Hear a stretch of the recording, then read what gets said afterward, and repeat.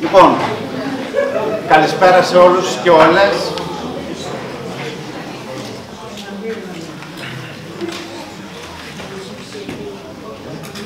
Μαζί μας βρίσκεται εδώ ο ομότιμος καθηγητής του Πανεπιστημίου Ιωαννίνων, καθηγητής φιλοσοφίας, ο κύριος Γρηγόρης Καραφίλης. 2 λεπτάκια, δεν θα σας καθυστερήσω. Κάτι το οποίο εμείς τουλάχιστον που μεγαλώσαμε στην πόλη αυτή, αλλά και η παρουσία της σχολής εδώ, με έναν τρόπο ο κύριος Καραφίλης έχει συμβάλει σε όλα αυτά. Είμαστε γνωστοί από παλιά. Λοιπόν, ο καθηγητής φιλοσοφίας Γρηγόρης Καραφίλης συνδέεται με την πόλη μας και την πολιτιστική της πορεία. Η έντονη δράση και παρουσία του στα εικαστικά τεκτενόμενα της Φλόρινας ξεκίνησε από τα τέλη της δεκαετίας του 1970. Είναι από τα ιδρυτικά μέλη της στέγης Φιλοτέχνων Φλόρινας και χρημάτισε για 3 θητείες πρόεδρος του ΔΣ. Επί της προεδρίας του εμπλουτίστηκαν οι συλλογές του Μουσείου Σύγχρονης Τέχνης και της Πινακοθήκης Καλλιτεχνών Φλόρινας και μεταστεγάστηκαν σε νέα, ανακαινισμένα, αναπαλαιωμένα κτίρια. Ο κύριος Καραφίλης προσέφερε τα μέγιστα στην πορεία και το έργο της στέγης Φιλοτέχνων. Οραματίστηκε μαζί με άλλα μέλη της στέγης δεκαετίες πριν την ίδρυση της Σχολής Καλών Τεχνών της πόλης και εργάστηκε συστηματικά προς την κατεύθυνση αυτή. Έτσι, συνέβαλε ως προς αυτό στην κοινωνική, πολιτική και πολιτιστική θεμελίωση της έννοιας του εικαστικού κέντρου για την μικρή επαρχιακή πόλη, αναδεικνύοντας και προβάλλοντας την εικαστική κληρονομιά που διαμορφώθηκε και ρίζωσε πολλές δεκαετίες πριν στον τόπο αυτό και χαρακτήρισε την Φλόρινα ως την κατεξοχή πόλη των εικαστικών. Ο κ. Καραφίλης είναι απόφοιτος της Φιλοσοφικής Σχολής του Αριστοτελείου Πανεπιστημίου Θεσσαλονίκης, στην οποία σπούδασε με υποτροφία και στη συνέχεια ήρθε στην πόλη μας ως φιλόλογος στη μέση εκπαίδευση. Πολύ γρήγορα εγκατέλειψε τη μέση εκπαίδευση, έκανε μεταπτυχιακές σπουδές στο ΑΠΙΘ και εκπώνησε τη διδακτορική του διατριβή στον τομέα φιλοσοφίας του Πανεπιστημίου Ιωαννίνων, πάντοτε ως υπότροφος του Ιδρύματος Κρατικών Υποτροφιών. Το 1991 εξελέγει καθηγητής της φιλοσοφίας στο Παιδαγωγικό Τμήμα Δημοτικής Εκπαίδευσης του Ιδίου Πανεπιστημίου και πολύ πρόσφατα, το 2014, συνταξιοδοτήθηκε και το αναπονεμήθηκε ο τίτλος του ομότιμου καθηγητή. Τα επιστημονικά και ερευνητικά του ενδιαφέροντα είναι η φιλοσοφία της παιδείας, η κοινωνική φιλοσοφία και η φιλοσοφία του διαφωτισμού, αντικείμενα τα οποία δίδαξε και στην πανεπιστημιακή του θητεία. Σημειωτένω ότι κατά τη διάρκεια των εκπαιδευτικών του αδειών δίδαξε στο Πανεπιστήμιο της Μελβούρνης στην Αυστραλία και στο Ευρωπαϊκό Πανεπιστήμιο της Κύπρου. Το συγγραφικό του έργο είναι ιδιαίτερα σημαντικό και περιλαμβάνει 10 βιβλία και πάνω από 100 μικρότερες μελέτες και άρθρα, δημοσιευμένα σε ελληνικά και ξένα περιοδικά. Ανάμεσα στα βιβλία του ιδιαίτερη σημασία έχουν γιατί εμπίπτουν άμεσα στο πεδίο των δικών μας ενδιαφερόντων και κυρίως των παιδαγωγικών μαθημάτων τα βιβλία με τον τίτλο «Η φιλοσοφία της παιδείας, γνωσιολογικά και ηθικά ζητήματα, αξιολογία και παιδεία, φιλοσοφική θεώρηση των αξιών στον χώρο της παιδείας, νεοελληνικός διαφωτισμός, φιλοσοφικές προσεγγίσεις και κοινωνική φιλοσοφία, ζητήματα πολιτικής, κοινωνικής και ηθικής συγκρότησης». Είναι για μας ιδιαίτερη τιμή και χαρά που φιλοξενούμε σήμερα τον καθηγητή φιλοσοφίας κ. Γρηγόρη Καραφίλη στον χώρο αυτό που οραματίστηκε και εργάστηκε για αυτόν στη Σχολή Καλών Τεχνών της Φλόρινας για να ακούσουμε τον λόγο και τη σκέψη του.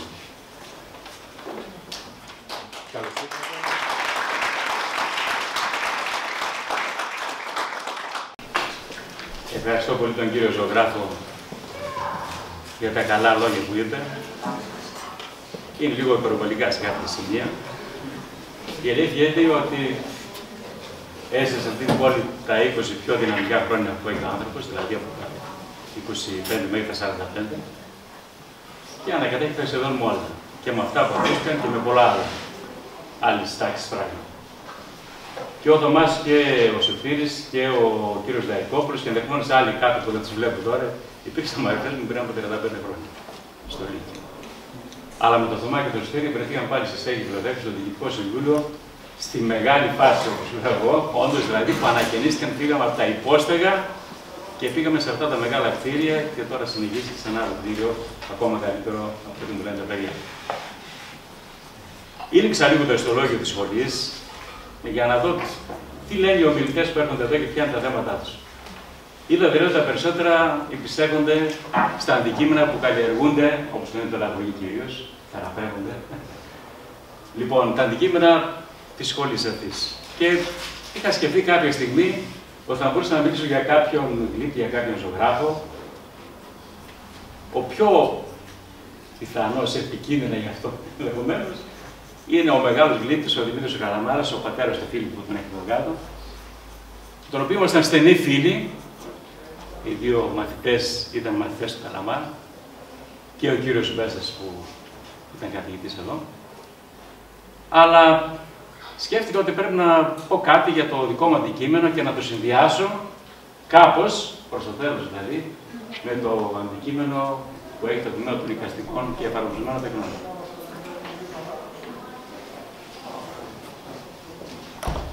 Το ακροατήριο, ως συνήθως, για μια φιλοσοφική ομιλία είναι σύνθετο και επικίνδυνο. Δηλαδή υπάρχουν άτομα τα οποία έχουν ενδεχομένως μια υψηλή φιλοσοφική παιδεία και γνώση. Κάποιοι άλλοι που έχουν μια εγκυκλοπαιδική μόρφωση περί αυτά τα πράγματα. Κάποιοι άλλοι που διδάχτηκαν κάποιο μάθημα, γιατί είδα ότι έχετε ένα μάθημα με κάποια καθηγήτρια φιλοσοφία, είδα στο πρόγραμμά μας, το πρόγραμμά σας που υπάρχει εδώ. Είναι γνωστή μου, από υπήρξε στο εξωτερικό της αρκετές φορές στο παρελθόν. Και κάποιοι άλλοι έχουν μικρότερες γνώσεις. Όπως ξέρετε τώρα και από τους καθηγητές κτλ., η διδασκαλία, ας πούμε, και όσοι είστε εκπαιδευτικοί, είναι μία τέχνη και μία τεχνική ταυτόχρονα. Και θα πρέπει κάποιος να μπορέσει να μιλήσει και να επικοινωνήσει με το ακροατήριο για το λόγο που ήρθε. Θα πω τώρα ένα ανέκδοτο. Κάποτε μία καθηγήτρια μέσα στην Κρήτη που πηγαίνω σε ένα πρόγραμμα πριν από 15 χρόνια, πήγε ένας συνάδελφος μου πολύ γνωστός, καλός καθηγητής φιλοσοφίας, έλεγε διάφορα βιτγκενσταϊκά και δεν καταλαβαίνω τίποτα από κάτω. Λέει μία, δεν καταλαβαίνουμε τίποτα. Και λέει ο καθηγητής, για να με καταλάβετε εμένα, πρέπει να διαβάσετε πολύ φιλοσοφία. Και το απαντάει, μα ήταν να διαβάσουμε φιλοσοφία πρώτα και να έρθουμε εσάς, γιατί να σε εξεταστούμε στη συνέχεια. Λοιπόν, είναι ένα πρόβλημα πάντα. Εγώ θα αρχίσω τώρα, δεν θα αρχίσω από το άλλο. Δεν θα πω τι είναι φιλοσοφία και να αναλύσω τον όρο και να μιλήσουμε για τη φιλία, για τον έρωτα της σοφίας κτλ. Θα αρχίσω όμως, παιδιά, από μια καταπληκτική λέξη. Η ελληνική γλώσσα έχει λέξεις που δεν έχει καμία άλλη γλώσσα. Και θα αρχίσουμε τη λέξη λόγος. Είναι μια λέξη που οι περισσότεροι τη γνωρίζουμε δηλαδή από τα στοιχεία εκείνα, κυρίως από τη λογοτεχνία, έτσι, από τον τύπο, από τον προφορικό λόγο, από την επικοινωνία κτλ. Όμως, αν ψάξουμε βαθύτερα και πάμε στα πρώτα κείμενα και πάμε στο πρώτο γραπτό κείμενο, το οποίο δεν θα κάνουμε τώρα φιλολογική ανάλυση που ό,τι καταγράφηκαν τα ομερικά έπι, δεν ενδιαφέρει. Στον Όμηρο, λοιπόν, στην Ιλιάδα, που είναι το παλιότερο από τα δύο κείμενα, και που θεωρείται και το παλιότερο κείμενο της ευρωπαϊκής λογοτεχνίας, πριν από τον Όμηρο, βέβαια, υπάρχουν οι λεγόμενοι λογογράφοι. Γράφανε λόγους δηλαδή, αλλά προφορικά μεταφέρονται και μεταβιβάζονται. Και είναι ένας λόγος, ας πούμε, ότι τα ομερικά έπι ενδεχομένως προφορικά μεταδίδονται στην αρχή, γι' αυτό και έχουν αυτά τα σταθερά μοτίβα. Τον δαπαμβιβόμενος προσέφει γλαυκό ψαφινά. Και παρακάτω κάποιος άλλος, για να μπορεί ο αφηγητής να συνδέεται και να θυμάται τους λόγους. Λοιπόν, υπάρχει στον Όμηρο το ρήμα λέγω. Για μας το λέγω τώρα, είναι το πρώτο ρήμα που μαθαίνουμε όταν κάνουμε αρχαία ελληνικά κυρίως. Μαθαίνουμε το λέγω, το γρό και κάποια άλλα. Όμως, λέει σε κάποια σημεία ο Όμηρος, βάζει τον Αγαμένο να μιλάει και λέει: ο δε Αγαμένον λέξας τους φώτας, ο φως του φωτός είναι ο άντρας στα ομερικά, έτσι. Εντάξει, είναι ο άντρας. Λοιπόν, ή αλλού, ο δε Αγαμένον λέξας τους άντρας, είπε, δεν τους φώναξε και τους έβγαλε λόγο. Ο Αγαμένος έδωσε εντολή να συγκεντρωθεί ο στρατός. Συλλέξας δηλαδή της φώτας. Συγκέντρωσε το στρατό. Και επομένως σε αυτή την περίπτωση το ρήμα λέγω την έννοια του συλλέγου. Προσέξτε το. Η λέξη λόγος παράγεται από το ρήμα λέγω. Ή μπορεί να είναι και το αντίθετο. Και η λέξη λόγος έχει την έννοια της συλλογής, της σύνοψης, της συγκέντρωσης, των δυνάμεων εκείνων οι οποίοι ενεργούν και συμπατικά και συγκεντρώνουν και συνοψίζουν τα πάντα. Ο λόγος δηλαδή είναι η κύρια αιτία. Είναι η σχέση των πραγμάτων μεταξύ τους, όπως είναι στα μαθηματικά. Ο μαθηματικός λόγος, τα αριθμητική παρονομαστή. Ο λόγος είναι η αιτία των πραγμάτων. Ο λόγος τελικά είναι η σκέψη. Και επομένως, ο λόγος είναι η δημιουργός, είναι η δύναμη, εν πάση περιπτώσει, η οποία δημιουργεί τον κόσμο και το σύμπαν. Τόσο βαθιά είναι η σημασία της. Γι' αυτό λίγο αργότερα, όταν ο Ιωάννης γράφει το Ευαγγέλιο, λέει: εν αρχή είναι ο λόγος. Και ο λόγος είναι προς τον Θεό και Θεός είναι ο λόγος. Αυτά γράφονται, ας πούμε, το 60 μετά Χριστόν. Αλλά ο όρος λόγος υπάρχει από την εποχή του Ομήρου και κυρίως από την εποχή του Ησιώδου, γιατί ο Ησίωδος είναι ένας μέγιστος συγγραφέας της στεριάς ή της θάλασσας, δεν είναι επικός, στον οποίο περνάμε, παιδιά, από την έννοια του μύθου στην έννοια του λόγου. Δηλαδή, από τη μυθική εξήγηση του κόσμου στη λογική εξήγηση του κόσμου. Σε αυτό που τον μήνυμα σήμερα λέγουμε το ευρωπαϊκό πνεύμα. Λοιπόν, κοιτάξτε τώρα. Ο λόγος είναι δηλαδή η δύναμη που δημιουργεί τα πάντα. Δεν μπορούμε να πούμε αν ο λόγος αυτός έχει μία υλική ή μία πνευματική αιτία. Δεν είναι ο λόγος δηλαδή. Ο λόγος είναι αυτό που υπάρχει ως δύναμη σε όλα τα πράγματα και έχει την ικανότητα να τα συνθέτει και να τα αποσυνθέτει, να τα διαλύει. Να τα συνοψίζει, να δημιουργεί καινούργια, να συνθέτει και να ανασυνθέτει. Είναι η αιτία των πραγμάτων, είναι η σκέψη. Κοιτάξτε τώρα, όταν ένα από τα όντα αυτού του σήματος, ο άνθρωπος, αυτονομείται στην εξέλιξη του, αυτονομείται και ενέχει και αυτό, όπως τα έλεγε ο θείος Πλάτων, την έννοια του λόγου, την έννοια αυτών των δυνάμεων κτλ. Ο λόγος των κάθε άνθρωπο σε εμάς σήμερα είναι η σκέψη.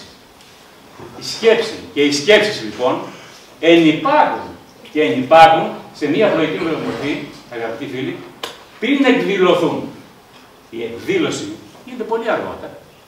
Γίνεται αργότερα όταν ο άνθρωπος αρχίζει και εκφράζει αυτά που διανοείται, ας πούμε εισαγωγικά, με φωνές, με αναπρολόγο, με πρωτόγονη ομιλία. Γι' αυτό τα φωνή, αν δεν ξέρετε, προηγήθηκαν το σύστημα. Γιατί είναι πολύ εύκολο ο αέρας να βγει μια κίνηση στο στόμα του, στο Α και το Ο, και πιο δύσκολο θα να υποθούν τα σύμφωνα. Λοιπόν, άρα, ο λόγος λοιπόν, κάποια στιγμή, από σκέψη που είναι ενδεχομένως για χιλιάδες χρόνια, εξωτερικεύεται και γίνεται έναρθρος λόγος. Δηλαδή, γίνεται προφορικός λόγος. Ο προφορικός λόγος, όπως γνωρίζουμε όλοι, προηγείται κατά πολύ του γραπτού λόγου. Γιατί ο γραπτός λόγος είναι ορισμένα σημάδια, τα οποία δεν έχουν καμία δομική σχέση με τον προφορικό λόγο. Δηλαδή, λες Α και το γράφεις Α, και κάποιος άλλος το γράφει αλλιώς. Και εσύ δεν μπορείς να το γράφεις αλλιώς. Δηλαδή, τα σημάδια, η σιωματική του συγκεκριμένου πράγματος, είναι τυπική έστω. Θα μπορούσε να είναι κάποια άλλη, γι' αυτό και υπάρχουν και διάφορες γλώσσες. Άρα λοιπόν, ο λόγος είναι η αιτία των πραγμάτων. Και επομένως, δεν μπορούμε να πούμε εμείς τώρα, όταν θέλουμε να ερμηνεύσουμε τον κόσμο και τα πράγματα, τι πρέπει να κάνουμε. Εγώ προτείνω και σε εσάς να ακολουθήσουμε τον νατουραλιστικό τρόπο των αρχαίων. Όλοι, μηδενός εξαιρουμένου. Είτε ήταν φιλόσοφοι που λεγόταν οι ληστές, οι λοζοϊστές, οι αιώνες φιλόσοφοι, ήταν ο Πλάτων που ήταν ιδεαλιστής, είτε ο Αριστοτέλης που ήταν ένας μεσαίος. Όλοι χρησιμοποιούν την ίδια μέθοδο. Ποια μέθοδο? Ότι πρέπει να προσεγγίσουμε τα πράγματα με τις δικές μας δυνάμεις. Δηλαδή, 2.000 χρόνια προτού ο μέγιστος των νεωτέρων φιλοσόφων, ο Ρενέ Ντεκάρτ, ο μεγάλος φυσικός μαθηματικός και ο άνθρωπος που υπέρευε τον περίφημο λόγο περί της μεθόδου. Αυτός που είπε το κόγκι, το έργο σουν κτλ. Προτού πει αυτός αυτά, ήδη οι αρχαίοι, δεν πάσουμε από μια προκονοκρισία, λοιπόν, ήδη οι αρχαίοι είχαν θέσει το ερώτημα. Ποιο ερώτημα δηλαδή? Πώς μπορούμε να ερμηνεύσουμε τον κόσμο με τις δικές μας δυνάμεις πέρα από τις θρησκευτικές εξηγήσεις και τις έξωθεν διανοητικές και νοητικές παρεμβάσεις. Αυτό είναι το μέγιστο. Αυτό είναι που δημιουργεί ο πολιτισμό. Διότι από τη στιγμή που τέθηκε αυτό το ζήτημα, αρχίζει η επιστήμη, και αρχίζει η σκέψη, και αρχίζει η φιλοσοφία. Και όπως λέγανε στην εποχή του διαφωτισμού, πού γεννήθηκε στα σχολεία, πηγαίναν ο δάσκαλος προδείς. Πού γεννήθηκε η φιλοσοφία? Οι μικροί μαθητές απαντούσαν. Στα παράλια της Μικράς Ασίας. Όντως, στην Ιωνία λοιπόν, που είναι απικίες της Ελλάδας ήδη πριν από το 1000, σε αυτές τις ιωνικές πόλεις, στην Μίλητο, στην Έφεσο, στη Φώκια, στην Αλικαρνασσό αργότερα κτλ. Εκεί γεννιέται πραγματικά η φιλοσοφία. Τίθεται το ερώτημα δηλαδή, πώς ο λόγος που λέγαμε προηγουμένως, ως αιτία των πραγμάτων, ως δημιουργός των πραγμάτων, μπορεί να ανακαλυφθούν οι σχέσεις, οι αιτίες, οι σχέσεις των πραγμάτων και η παραγωγή του κόσμου και του σύμπαντος. Θα κάνω εδώ μία παρέμβαση. Εμένα τώρα και ως φιλοσοφούντα, γιατί ο όρος που λέει ένας φίλος μου ψηφισμένος στα Γιάννη, που είναι συνταξιούχος ο Γόνας, λέει, το να λέμε ότι είμαστε φιλόσοφοι είναι πολύ βαριά, σου λέει για το άγχος. Λοιπόν, οι περισσότεροι είμαστε ιστορικοί της φιλοσοφίας, είμαστε ιστορικοί των ιδεών. Λοιπόν, γιατί δεν έχει καταγράψει κανένας κάποια καινούργια θεωρία, κάποια απάντηση. Εγώ λοιπόν από τις απορίες που έχω τις προσωπικές και ως φιλοσοφών, διαβάζω συχνά τις απόψεις που διατυπώνει ο περίφημος αυτός Άγγλος φυσικός, ο Χόκκινγκ, ο οποίος όμως δεν μπορεί να πει, παιδιά, τίποτα παραπάνω από το Big Bang. Διότι το ερώτημα για τον άνθρωπο, για τις δυνατότητες τις νοητικές που έχουμε εμείς, είναι ότι δεν έχουμε νοητικές ικανότητες να εννοήσουμε πώς παρήχθη ο κόσμος. Διότι αν τις είχαμε, θα ήμασταν εμείς οι μικροί θεοί και θα μπορούσαμε να παραγάγουμε τον κόσμο, όχι να παράξουμε. Θα μπορούσαμε, λέω, να παραγάγουμε τον κόσμο και επομένως τα νοητικά όρια του ανθρώπου είναι περιορισμένα. Αυτό αναγκάζει τον άνθρωπο να βρει δυνάμεις μεγαλύτερες έξω από αυτόν, οι οποίες του λύνουν το πρόβλημα. Και η ανακάλυψη αυτών είναι οι θρησκείες. Αλλά προσέξτε εδώ. Είτε δεχτούμε τη θρησκεία, ο Θεός δημιουργεί τα πράγματα, είτε πούμε ο λόγος δημιουργεί τα πράγματα, ή ο νους, όπως έλεγε ο μέγιστος Αναξαγόρας, δημιουργεί τα πράγματα, το πρόβλημα παραμένει ίδιο. Διότι ο άνθρωπος δεν μπορεί να διανοηθεί πώς παράγεται κάτι εκ του μηδενός. Λοιπόν, αυτό το ερώτημα μπορεί να το θέσει το μικρό παιδί που λέει ο ουρανός. Πατέρα, πού τελειώνει ο ουρανός? Και ο πατέρας δεν μπορεί να απαντήσει. Το ερώτημα λοιπόν που τίθεται το απλοϊκό είναι ταυτόχρονα και το μεγαλύτερο. Επομένως, τώρα έρχομαι για να συνδέσω αυτά που είπαμε το θέμα. Ο λόγος λοιπόν ως η αιτία, η δομή, η σχέση, η σύνοψη, η συλλογή, η συγκέντρωση, η συνισταμένη των πραγμάτων, συμπαντικά και ατομικά μέχρι τον άνθρωπο, που σε αυτόν υλοποιείται ως σκέψη και η οποία σκέψη από ένα σημείο και πέρα με την ανάπτυξή του και την ανατομική κιόλας και την βιολογική, έτσι, παράγεται ως έναρθρος λόγος, ως προφορικός λόγος και μετά ως γραπτός λόγος, δημιουργεί η σκέψη αυτή ορισμένους κανόνες, ορισμένες αρχές, οι οποίες είτε κατευθύνουν τον άνθρωπο, λόγω δηλαδή των εμπειρικών δεδομένων που έχει, λόγω ότι επαναλήφθηκε κάτι πολλές φορές, ο άνθρωπος το καταγράφει. Δεν είναι ο ίδιος άνθρωπος, γενναίες ολόκληρες, στους χιλιάδες χρόνια. Αυτό που επαναλαμβάνεται καταγράφεται σιγά σιγά, παιδιά, ως νόμος. Είτε ως φυσικός νόμος, είτε ως νόμος συμπεριφοράς του ανθρώπου. Γι' αυτό, εγώ υποστηρίζω και στο βιβλίο αυτό που μιλώ για τις αξίες, ότι οποιαδήποτε προσπάθεια και επιχείρηση να ερμηνεύσουμε τον κόσμο μας παραπέμπει αναγκαστικά στην εμπειρία. Είναι διαφορετικό αυτό που λέω από τον χωρισμό κάποιων φιλοσόφων που είναι ιδεαλιστές και άλλοι που είναι εμπειρικοί. Γιατί οποιοσδήποτε λοιπόν θέλει να ακολουθήσει τον νατουραλιστικό τρόπο των αρχαίων και να προχωρήσει προς το παρελθόν, αναγκαστικά θα φτάσει σε κάποια στιγμή όταν είπαμε ελέγχουμε ότι εμείς με τις δικές μας δυνάμεις και δυνατότητες μπορούμε να φτάσουμε να ερμηνεύσουμε τα πράγματα. Γιατί αλλιώς, αν να βλοκίσουμε σε κάνα λιμάνι, αν είμαστε σε καμιά νοητική αγανάπαυση και δεχόμαστε κάτι δεδομένο, ας πούμε, μια έτοιμη εξήγηση, τη διαβάζουμε, τη μαθαίνουμε και τη λέμε, αυτό είναι διαφορετικό. Εδώ κάνουμε αυτό που κάνανε οι αρχαίοι, οι οποίοι θεμελίωσαν τις επιστήμες και την τέχνη και τη φιλοσοφία και την ιστορία κλπ. Ότι με έναν τρόπο νατουραλιστικό, φυσικό δηλαδή, επιχειρούν τα άτομα μέσα από τις δικές τους δυνατότητες να μπορέσουν να βρουν λύση και απάντηση στα πράγματα. Γι' αυτό κάνανε οι Ιώνες φιλόσοφοι. Από πού άρχισαν, προσέξτε, για να τα συνδέσουμε με το λόγο, άρχισαν από το σύμπαν. Δηλαδή, θέλαν να εξηγήσουν την κατασκευή και την εμφάνιση του σύμπαντος πρώτα. Δεν αρχίσαν από την ηθική. Την ηθική αργότερα ο Σωκράτης που λέμε κατέβασε τη φιλοσοφία από τον ουρανό στη γη και την έφερε στην ανθρώπινη κοινωνία και στην ηθική και τους ηθικούς κανόνες. Και ο Πλάτων αργότερα. Άρα λοιπόν, όταν λέμε τώρα εμείς ότι ξεκινάμε από την εμπειρία, μπορούμε να θυμηθούμε τον μέγιστο φιλόσοφο, τον Αριστοτέλη.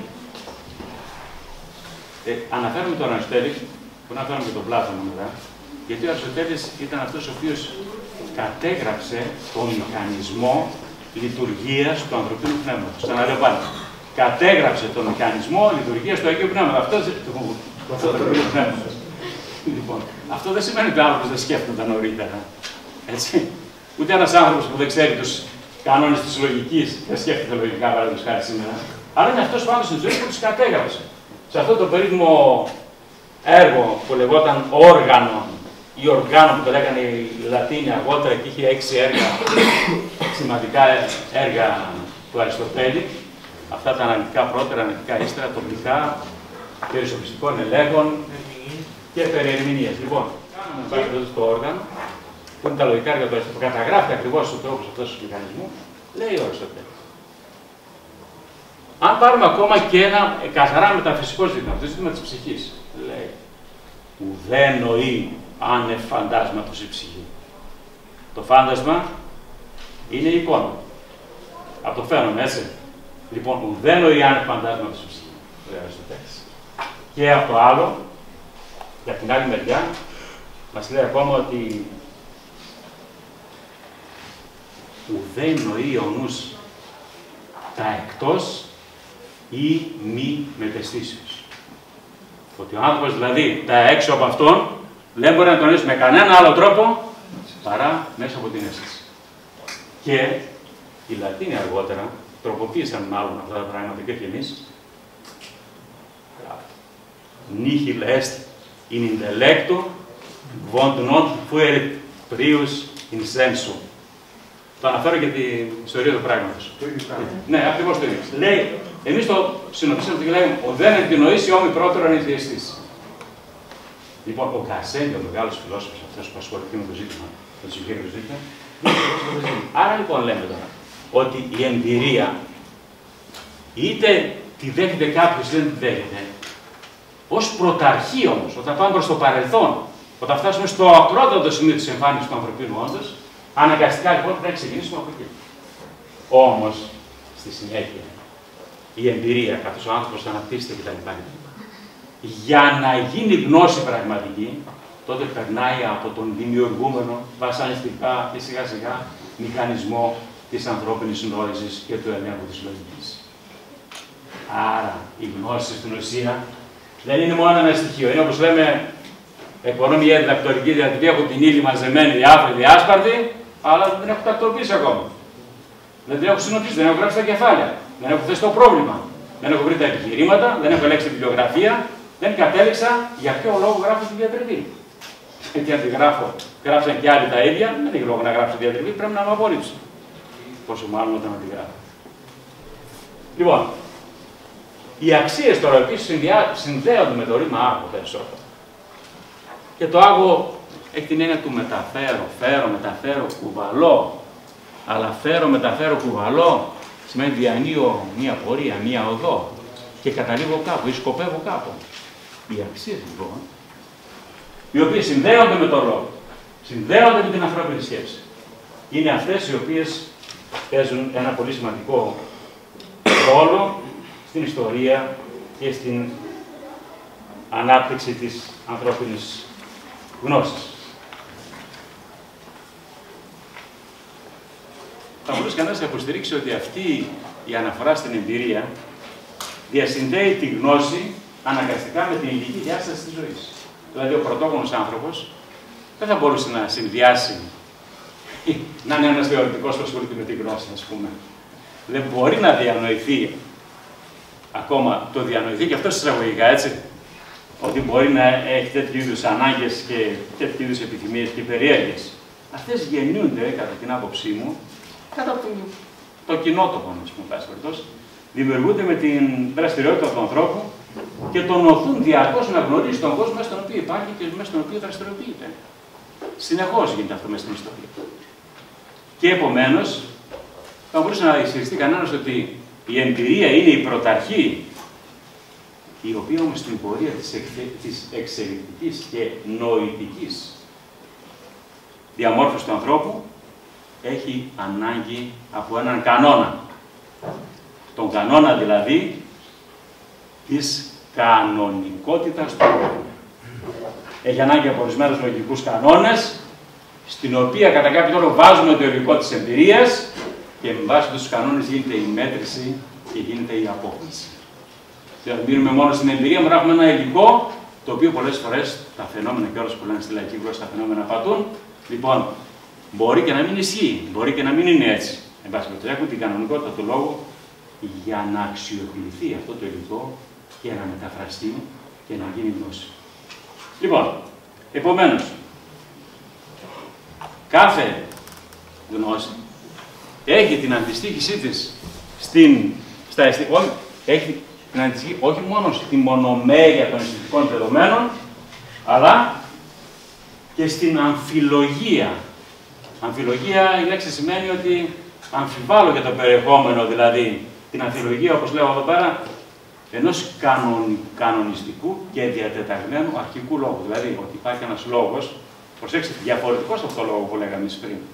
Γιατί εκείνος ο λόγος, δεν καταλήξαμε, ούτε μπορεί να αποκριθεί κάποιος ένας λόγος υλικός ή πνευματικός.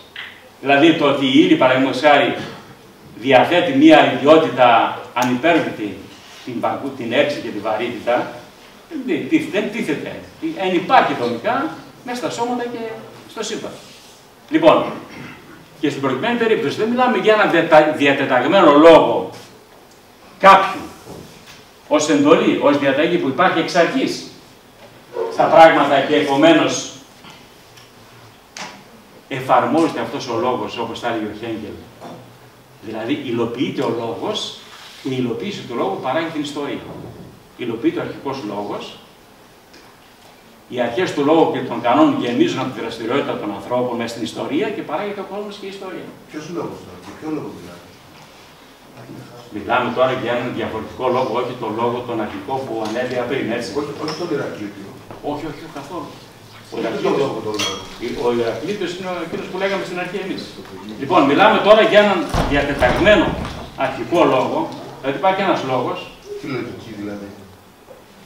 Θρησκευτικής υφής, αν θέλετε. Ο οποίος, ας πούμε, λόγος αυτός λειτουργεί ως εντολή, εν πάση περιπτώσει, και παράγει τα πράγματα. Αλλά είπα και από την αρχή ότι εμείς εδώ δεν ακολουθούμε. Μπορεί κάποιος να ισχυριστεί και να επιχειρηματολογήσει για μια τέτοια έκφανση του λόγου ενδεχομένως.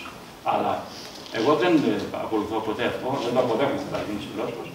Και δεύτερο, η δική μου ερμηνεία στα πράγματα και των περισσότερων, εν πάση περιπτώσει, των φιλοσοφών όλων, μάλλον θα έλεγα, εκτός από ελάχιστες περιπτώσεις, εν πάση περιπτώσει, που περάσουν τα πράγματα, είναι ότι πρέπει να βρίσκουμε την αλήθεια μέσα από μια φυσιολογική κατάσταση και εξέλιξη των πραγμάτων. Άρα λοιπόν, δομείται διαρκώς ένας λόγος μέσα στην ιστορική διάσταση του ανθρώπου ως κανονιστικός λόγος. Ένας λόγος δηλαδή που έχει αρχές και κανόνες, που προήλθαν ακριβώς από την ερμηνεία των εμπειριών, των διαρκών εμπειριών κτλ. Και επομένως η εμπειρία κάθε φορά μπορεί να υπόκειται σε αυτόν τον κανονιστικό λόγο, με την έννοια αυτή που λέμε τώρα και όχι ότι υπάρχει από την αρχή ένας διατεταγμένος λόγος, προσέξτε, που παράγει τα πράγματα. Ένας διατεταγμένος, που σημαίνει έρχεται ως προσταγή, διαταγή από κάποιον. Τώρα, για τις αξίες, να προχωρήσουμε περισσότερο, εντάσσεται σε ένα τομέα της φιλοσοφίας που λέγεται αξιολογία, δηλαδή ο λόγος περί των αξιών τώρα. Ο λόγος περί... Η συζήτηση, ο διάλογος, αν θέλετε, αλλάζουν λίγο τα πράγματα τώρα, μικραίνουμε, εξειδικεύουμε τη σημασία του λόγου, όχι από την αρχική που λέγαμε όταν αρχίσαμε το μάθημα.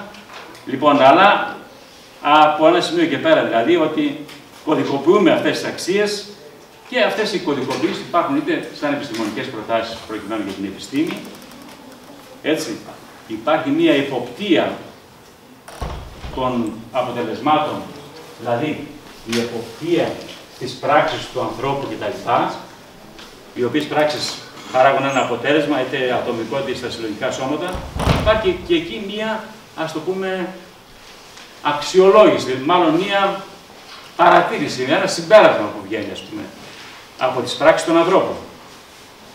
Οι αξίες και η αξιολογία λειτουργεί και στην καθαρή επιστήμη, όπως είναι, ξέρω εγώ, τα μαθηματικά, ενδεχομένως η φυσική, και αναπτύσσονται οι αξίες και στον κόσμο της εμπειρίας που λέγαμε προηγουμένως, στα μέτρα των αισθήσεων, που αφορά και εσάς, ας πούμε, προκειμένου για τις καλές τέχνες,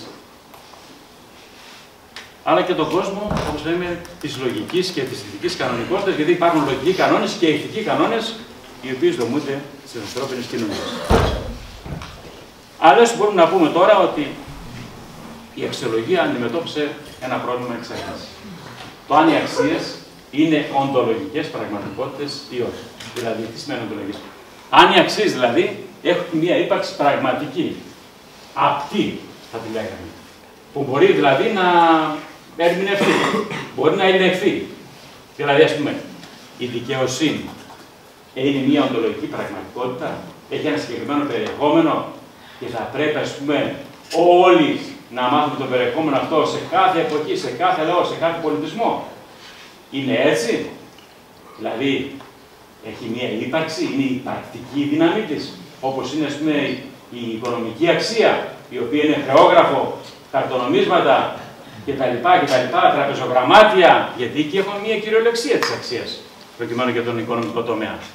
Και γεννήθηκε το ερώτημα, λοιπόν, αν οι αξίες έχουν μια οντολογική πραγματικότητα, είναι δηλαδή υπαρκτικές, έχουν βάση δηλαδή και μπορεί κανείς να τις ελέγξει όπως ελέγχει τα άλλα τα πράγματα, κατά κάποιο τρόπο που ελέγχει η φυσική επιστήμη, και από την άλλη μεριά να στοποιήσει δηλαδή εάν οι αξίες,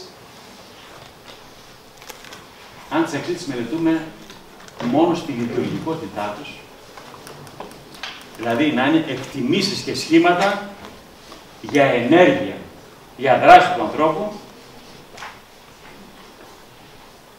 σχήματα και ενέργειες οι οποίες οδηγούν σε πρακτικά αποτελέσματα και σε συμπεράσματα. Μία άλλη άποψη λέει ότι η αξία μπορεί να μείνει μόνο στον χώρο της ερμηνευτικής. Δηλαδή, κάθε φορά να ερμηνεύουμε τι εννοεί η αξία, παραδείγματος χάρη, και να μην έχει ένα ούτε οντολογικό βάρος, ούτε εν πάση περιπτώσει να είναι μια εκτίμηση ή μια πρόταση ή μια εντολή, εν πάση περιπτώσει, για δράση, για να παραχθεί ένα αποτέλεσμα. Αυτή η προσέγγιση λέμε ότι έχει μια αξιολογική ουδετερότητα.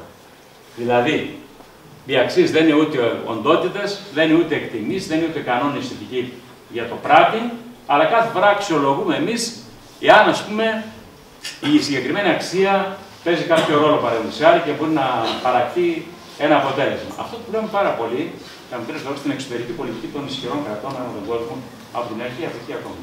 Δηλαδή, ας πούμε, κοιτάξτε, να σας πω ένα παράδειγμα, το έχω σκεφτεί όλοι.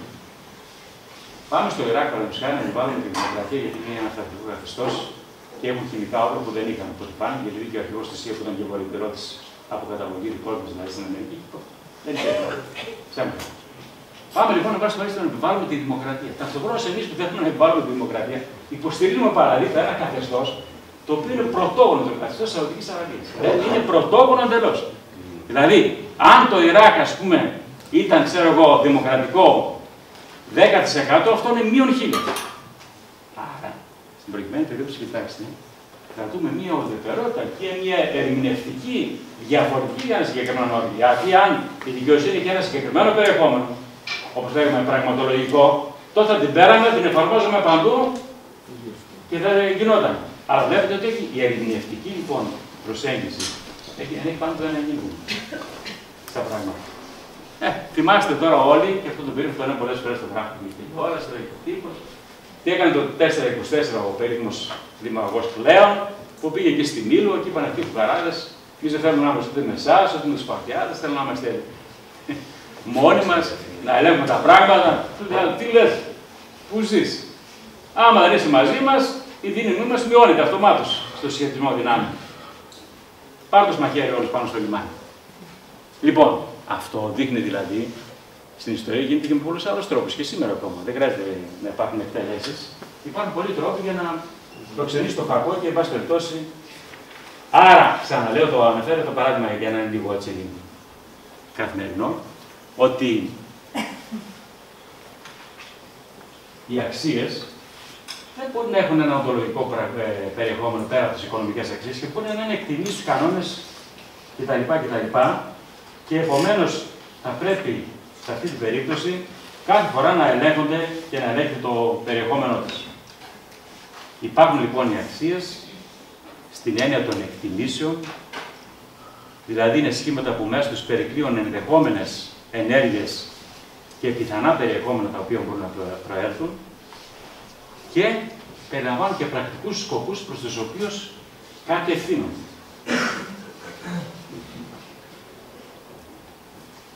Τώρα, από τις δύο οπτικές που παρουσιάζουμε, δεν μπορεί κανένας να επιλέξει τη μία και να απορρίψει εντελώς την άλλη. Δηλαδή, είναι ας πούμε οι ηθικές αξίες οντολογικές πραγματικότητες. Εγώ θα απαντήσω όχι. Από πού προήλθαν όμως? Άρα προήλθαν από ένα πραγματικό περιεχόμενο. Εδώ είναι για παράδειγμα. Δηλαδή, δεν γεννήθηκαν, όπως θα μας έλεγε ο θείος Πλάτων, στον κόσμο των ιδεών που υπάρχουν εξ αρχής αθάνατες αιώνιες και ενσωματώνονται κάθε φορά που γεννιέται ένας άνθρωπος, ως ψυχή στο ανθρώπινο σώμα. Και όποιος κουραστεί, διαβάσει, μελετήσει, προσπαθήσει, φτάνει στη γνώση του πράγματος αυτού.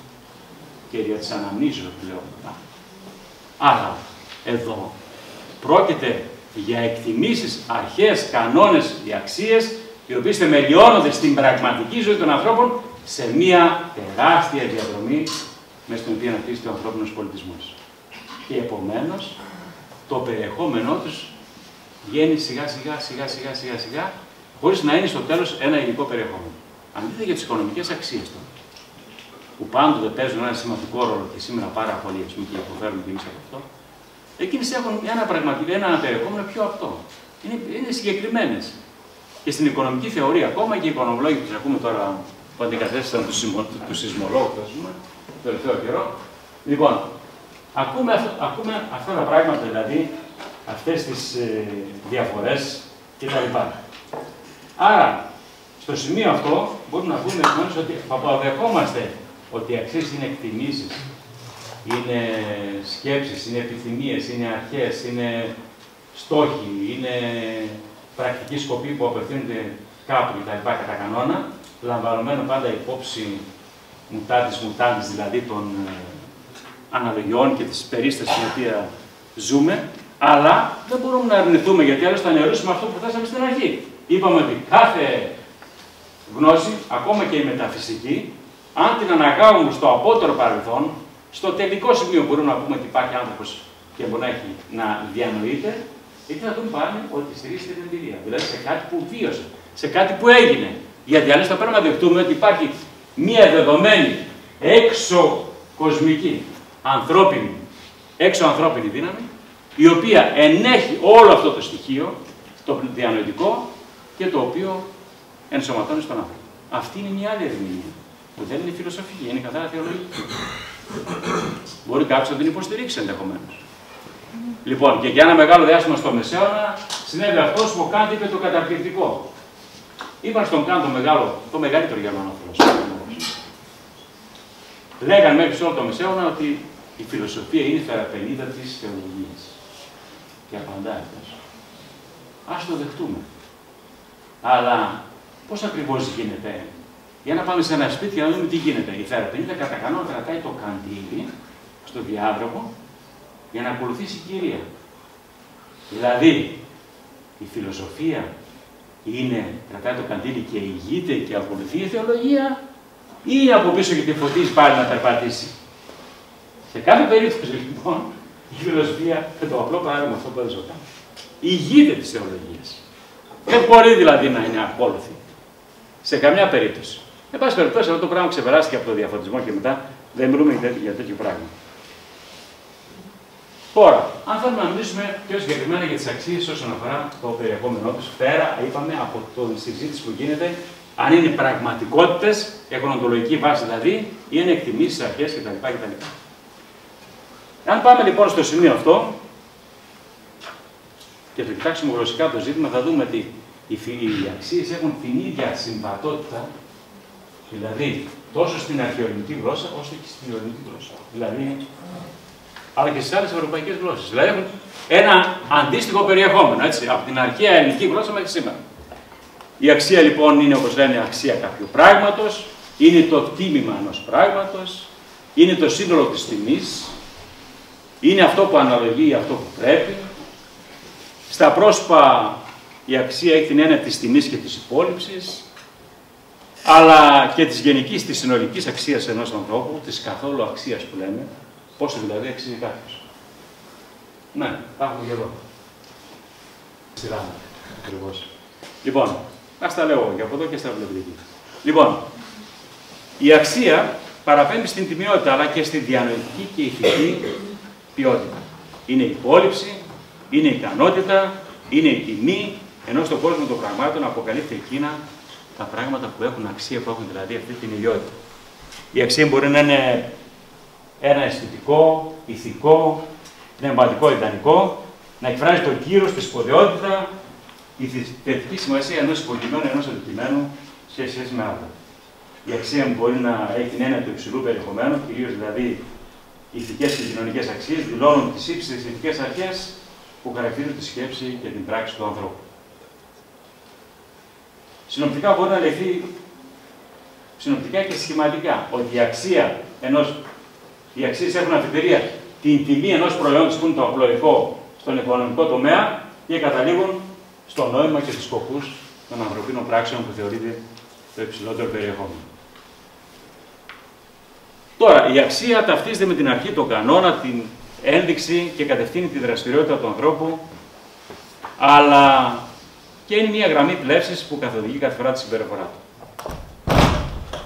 Δείχνει πώς προσχωρίζει ο άνθρωπος τη γενική και ειδική ανθρώπινη εμπειρία, πώς αποκτά ποικιλία σημασιών, πώς η συγκεκριμένη επισήμανση συνιστά κοινό, μάλλον τόπο για να προσεγγίσουμε τους γενικούς όρους, και ο υποκειμενικός και αντικειμενικός χαρακτήρας πρέπει να διακριθεί από την προφάνεια των αξιών, είτε τώρα δεν είναι όλα μισά, με γράφει το χαρακτήρα, τέλος πάντων. Στο πουλάκι. Ήθελα να πω εδώ πέρα ότι υπάρχει πολλές φορές, αγαπητοί φίλοι, στην αξία ένας φορμαλισμός. Δηλαδή, η αξία έχει ένα περιεχόμενο, ένα συμβατό περιεχόμενο, ή αν θέλετε ένα συμβατικό περιεχόμενο. Αυτό το περιεχόμενο της μπορεί να ταυτίζεται και με το σύμβολό της. Παραδείγματος χάρη, οι Γάλλοι, ας πούμε, τραγουδούν τη Μασαλιώτισσα και έχουν και τη σημαία. Κρατώντας τη σημαία, παραπέμπει στον εθνικό του σύμβολο. Το ίδιο έχουμε και εμείς, για τη δική μας. Λοιπόν, αλλού όμως υπάρχει ένας φορμαλισμός ο οποίος αναιρεί εντελώς το περιεχόμενο της αξίας. Δηλαδή, είναι διαφορετικό το περιεχόμενο, παραδείγματος χάρη, της αξίας ή της σοφίας. Ας πάρουμε μία αξία, ας πούμε, η σοφία, η υψηλή γνώση. Δύο αρχαίοι λαοί, οι Έλληνες και οι Εβραίοι. Είναι λαοί, ας το πούμε, που είχαν μία σοφία. Υπάρχει όμως μία ουσιαστική διαφορά. Οι Έλληνες, από ένα σημείο και πέρα, θεωρούν τη σοφία ως μία κατάκτηση πολλών εγκεφάλων, αν μου επιτρέψετε να πω, ανθρώπων, ενώ για τους Εβραίους η σοφία είναι κάτι που δίδεται από Θεό. Είναι εντελώς διαφορετική προσέγγιση. Στην μία περίπτωση, λοιπόν, έχουμε παραγωγή εκ των προσπαθειών του ανθρώπου, στην άλλη έχουμε μία αποκάλυψη που γίνεται και τα βλέπουμε αργότερα. Και σε πού διαφέρει αυτό από τον Πλάτωνα? Ποιο? Το δεύτερο. Αν διαφέρει από τον Πλάτωνα. Ναι, διαφέρει. Όχι, δεν διαφέρει πολύ από τον Πλάτωνα. Γιατί ο νεοπλατωνισμός. Άρα λοιπόν το παράδειγμα μεταξύ Ελλήνων και Εβραίων δεν ισχύει. Όχι, κοιτάξτε. Μεταξύ Ελλήνων, οι Έλληνες, προσέξτε, δεν δέχτηκαν ότι η σοφία τους δίνεται από κάποια Θεό. Αλλά παρήχθη μέσα από τη δική της προσπάθεια, ανάλυση κτλ. Και οι άλλοι το δέχονται χωρίς να κάνουν καμιά προσπάθεια ότι είναι ένας αποκεκαλυμμένος λόγος. Η αρχαία ελληνική φιλοσοφία δεν μιλάει ποτέ για αποκεκαλυμμένο λόγο. Μιλάει για έναν κόσμο ιδεών, έτσι. Στον οποίο δεν ταυτίζει και με το Θεό αυτό. Είναι ερμηνείες αυτό το πράγμα. Λοιπόν, θέλω να πω δηλαδή ότι πολλές φορές ο φορμαλισμός, υπάρχει ένας φορμαλισμός, μια τυπικότητα που το περιεχόμενο είναι διαφορετικό. Από του σοφία, η σοφία είναι διαφορετική. Σε άλλους παρέχεται. Ή ξέρω εγώ κάτι πολύ χειρότερο. Η έννοια της ελευθερίας. Η έννοια της ελευθερίας την έχουμε στη Γαλλική Επανάσταση με το Ρουσό ή και με άλλους, εν πάση περιπτώσει. Και για την έννοια για ελευθερία μιλούσαν ακόμα και οι Χιτλερικοί έξω από τα στρατόπεδα. Που γράφαν Arbeit macht frei. Η ελευθερία, η εργασία ελευθερών. Δηλαδή έχουμε πολλές φορές ανατροπή φορμαλιστική εντελώς του πραγματικού περιεχομένου, το οποίο μπορεί να έχει μια αξία. Λοιπόν, από την άλλη μεριά τώρα μπορούμε να πούμε ότι οι αξίες έχουν ποικίλη λειτουργία. Δηλαδή, είναι ολοκληρωτικές. Με ποια έννοια? Ότι ενοποιούν τα συστήματα των ιδεών και των ομάδων. Αυτό που λέμε εδώ. Είναι κανονιστικές, δηλαδή θέτουν τα όρια των ενεργειών των ανθρώπων κτλ. Λειτουργούν ως κίνητρα, ικανοποιούν τις ανάγκες και τα συμφέροντα. Και οι αξίες εντάσσονται και συνηθίζονται με τους θεσμούς. Και αυτό είναι το κυριότερο. Που μπορεί να δει κανένας καθημερινά και σήμερα και στην Ευρώπη και στην Ευρωπαϊκή Ένωση και στη χώρα μας κτλ. Αν οι αξίες συνηθίζονται όντως με τους θεσμούς. Όχι με τους θεσμούς όπως τους ξέρουμε τα αντιγιατρόικα, έτσι δεν μιλάμε για το πράγμα. Λοιπόν, από την άλλη μεριά υπάρχει ένα κανονιστικό πλαίσιο, δηλαδή οι αξίες έχουν και μικρότερες. Δηλαδή υπάρχουν αξίες de facto, δηλαδή είναι δεδομένες σε κάθε άνθρωπο, δηλαδή ξέρουμε τι πρέπει να κάνουμε σε μια συγκεκριμένη περίπτωση. Ποιες λέγονται de facto, είναι δεδομένες δηλαδή. Υπάρχουν οι πρωταρχικές αξίες που λέγονται ως αξιωματικές με την έννοια ότι πρέπει να πράττουμε το καλό. Η απάντηση είναι πρέπει. Δεν μπορούμε να πούμε κάτι άλλο, έτσι, μόνο ότι αυτό είναι ερμηνεύσιμο. Είναι εκείνες από τις de facto, δηλαδή τις εμπειρικές, που ικανοποιούν κάποιες πρωταρχικές, εν πάση περιπτώσει, και οι τελευταίες είναι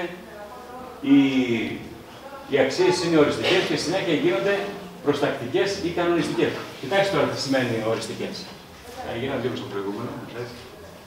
Οι οριστικές είναι αυτές οι οποίες ορίζουν τους πάντες. Δηλαδή έχουμε μια γενική αποδοχή. Προσέξτε το. Κάποια στιγμή, μέσα στην ιστορία, κάποιοι, κάποτε, σε μεγάλα χρονικά διαστήματα κτλ., ενώ οι αξίες είναι οριστικές και ισχύουν για όλους και πρέπει να ισχύουν για όλους, κάποιοι παίρνουν ένα κομμάτι για κάποιες από αυτές τις αξίες και τις επιβάλλουν στους άλλους ως αξιωματικές αξίες. Δηλαδή, ενώ η ελευθερία είναι μια αρχή η οποία πρέπει να ισχύει για όλους, ερχόμαστε στην ιστορία κάποια στιγμή, κάποιος βασιλιάς, κάποια κοινωνική τάξη, κάποια συλλογικότητα αφαιρεί την ελευθερία από το σύνολο, την κρατάει για τον εαυτό της και επιβάλλει στους άλλους την ελευθερία που αυτή νομίζει ότι πρέπει να έχουν. Εμείς το εφιστάμε αυτές τις μέρες, άμα ερμηνεύσουμε λίγο τον κανόνα αυτό. Λοιπόν, παρακάτω.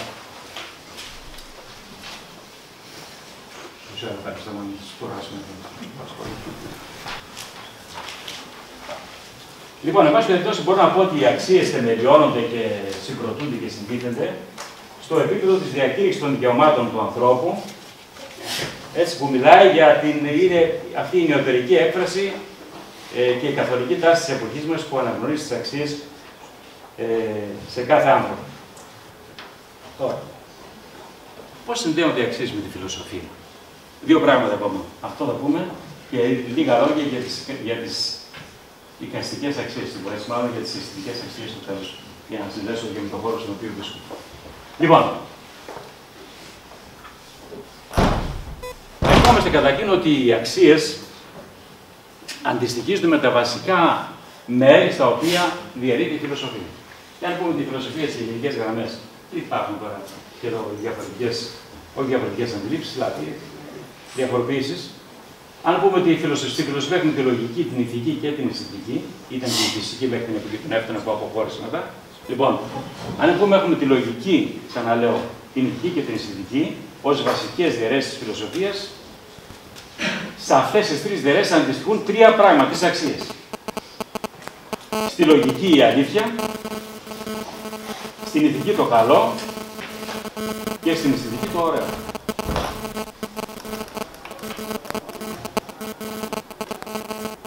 Πραγματικά λοιπόν, με βάση την αισθητική αυτή, οι αξίες μπορούν να χωριστούν σε δύο μεγάλες κατηγορίες. Προχωρά λίγο μια επιτρόπιση. Εδώ. Μπορούν να χωριστούν σε δύο μεγάλες κατηγορίες, στις πνευματικές αξίες και στις αισθητικές αξίες. Οι πνευματικές λοιπόν μπορούν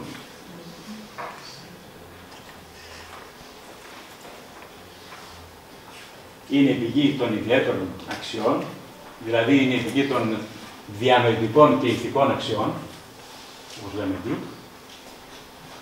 Και από την άλλη μεριά, οι αισθητικές, στις αισθητικές ανήκουν οι οικονομικές και οι κατεξοχήν αισθητικές αξίες. Και οι αισθητικές με την έννοια εδώ, οι οικονομικές ανήκουν στις αισθητικές, με την έννοια δηλαδή του χειροπιαστού, ας πούμε, που πράγματι που μπορεί να ελέγξει και έχει μια συγκεκριμένη πραγματικότητα. Διανοητικές είναι αξίες διαμέσου των οποίων διερευνάται η αλήθεια.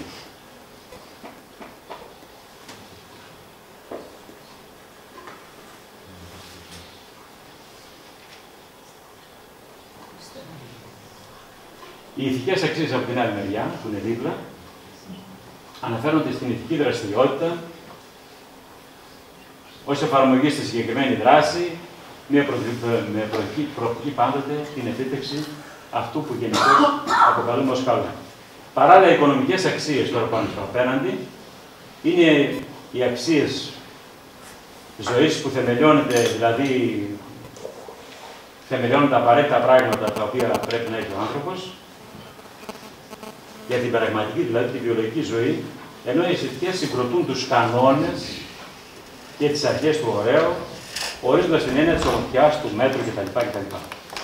Θα μπορούσε κανείς να προσθέσει εδώ και τις αξίες της συμπεριφοράς, που είναι πολύ σημαντικές, ως ενδιάμεση μεταξύ πνευματικών και αισθητικών αξιών, και οι οποίες αναφέρονται στο γενικό και ειδικό τρόπο λειτουργίας και αντίδρασης του ατόμου στην ιδιωτική και δημόσια σφαίρα της συμπεριφοράς του. Δηλαδή, πώς δρά και συμπεριφέρεται ο άνθρωπος ατομικά και συλλογικά και με βάση ποιες αξίες, ας πούμε.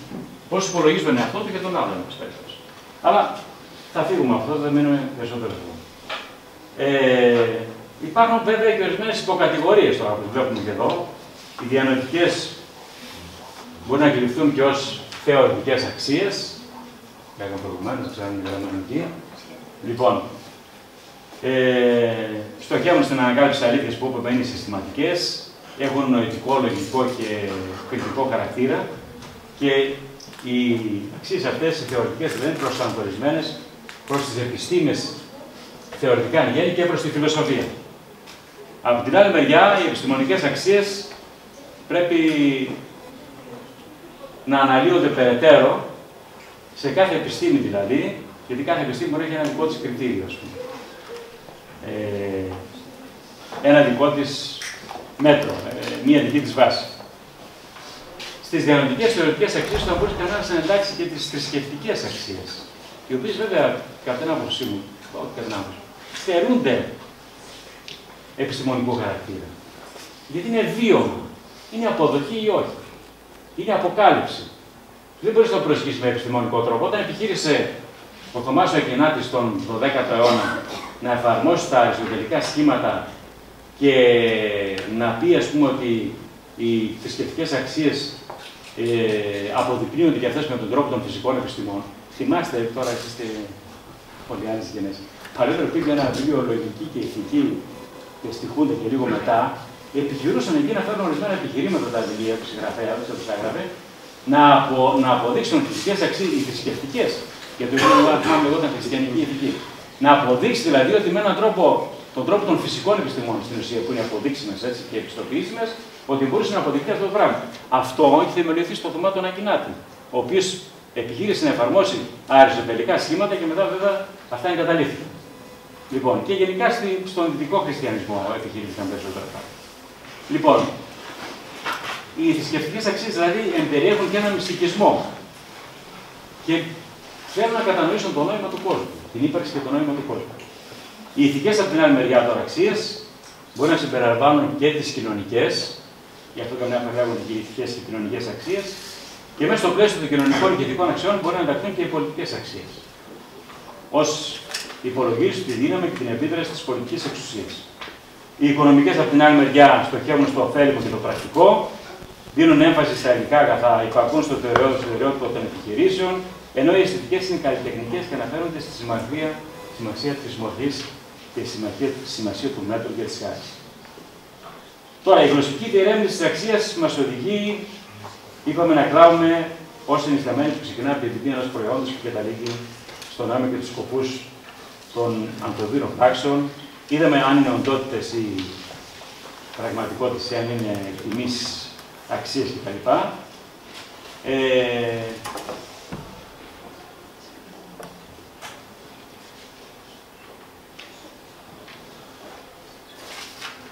Και για να μην σας κουράζω, θα πούμε και δύο λόγια για τις αισθητικές αξίες. Λόγω του χώρου λοιπόν που βρισκόμαστε σήμερα και του συγκεκριμένου ακροατηρίου, με πρέπει να πω δύο λόγια παραπάνω για τις αισθητικές αξίες. Αυτές καταρχήν υπόκειται στην αρχή ότι η αισθητική εν γέννη είναι η μελέτη των αξιών στον χώρο του ωραίου εν γέννη. Ας το πάρουμε ένα συμβατικό. Οι αισθητικές αξίες είναι δύσκολο να καθοριστούν, γιατί συνήθως έχουν προσωπικό και υποκειμενικό χαρακτήρα, πολύ διαφορετικό από τον κανονιστικό των άλλων αξιών. Η υποστήριξη της θέσης για την ύπαρξη αντικειμενικών αισθητικών αξιών απαιτεί και την προσφυγή στην κρίση των ειδικών για τον καθορισμό του περιεχομένου των καλών τεχνών. Δηλαδή, εάν πούμε αισθητικές αξίες έχουν ένα συγκεκριμένο κανονιστικό και σαφές περιεχόμενο, τότε οι ειδικοί θα πρέπει να μας πούν και ποιος είναι ο στόχος και τι ακριβώς είναι οι καλές τέχνες. Και ποιο είναι το περιεχόμενο των καλών τεχνών. Ας πούμε, να πάρουμε τη μουσική. Η μουσική, δηλαδή, ποιο είναι το περιεχόμενο της? Είναι η κλασική μουσική, είναι ανώτερη από τις άλλες. Μία λαϊκή μουσική δεν έχει καμία σημασία. Αν έχουν λοιπόν κανόνες για το ύψος των αισθητικών αξιών, τότε πρέπει να έχουν κανόνες για το ύψος, τη σημασία και το περιεχομένο των καλών τεχνών. Μπορούμε να ορίσουμε το ωραίο χρησιμοποιώντας κριτήρια αυθεντικά.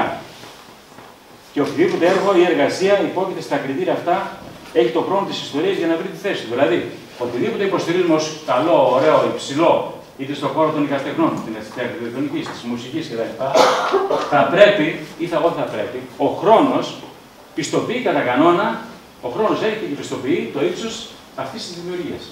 Ποτέ δηλαδή ένα υψηλό δημιούργημα σε οποιοδήποτε τις καλές τέχνες, ο χρόνος δεν το άφησε για πάνω στο περιθώριο. Τα κριτήρια. Ναι. Μπορεί κάποια στιγμή λοιπόν για κάποιο διάστημα κτλ., αλλά στο τέλος επέρχεται ας πούμε η αποκατάσταση των πραγμάτων. Σίγουρα λοιπόν οι αντικειμενικές αξίες βοηθούν τον αρχάριο και προσφέρουν τα σταθερά στάνταρ στον κριτικισμό. Κοιτάξτε, όταν λέμε οι αντικειμενικές, αν πούμε εμείς ότι έχουμε να μάθουμε στον κόσμο ότι οι αισθητικές αξίες έχουν κάποιους κανόνες από τα γάμα, δηλαδή είμαστε ζωγράφοι. Άμα δεν ξέρουμε σχέδιο και την ανάλυση του χρώματος, κάτι την άποψή μου, δεν είναι κάτι τέχνης, λοιπόν, δεν μπορούμε να είμαστε ζωγράφοι. Άμα δεν ξέρουμε το σχέδιο, είτε γραμμικό είτε ελεύθερο κυρίως, και δεν ξέρουμε τη χρήση του χρώματος, δεν μπορούμε να είμαστε καλλιτέχνες, κάτι την άποψή μου. Μπορούμε επομένως εμείς τώρα, οι καθηγητές που κάνουν μάθημα εδώ στους φοιτητές, να διδάξετε ορισμένους κανόνες που λέμε μία αντικειμενικότητα καταρχήν, να μην τους βάλουμε σε ένα καλούφι, σε μία φόρμα αρχική, έτσι, για ορισμένα πράγματα.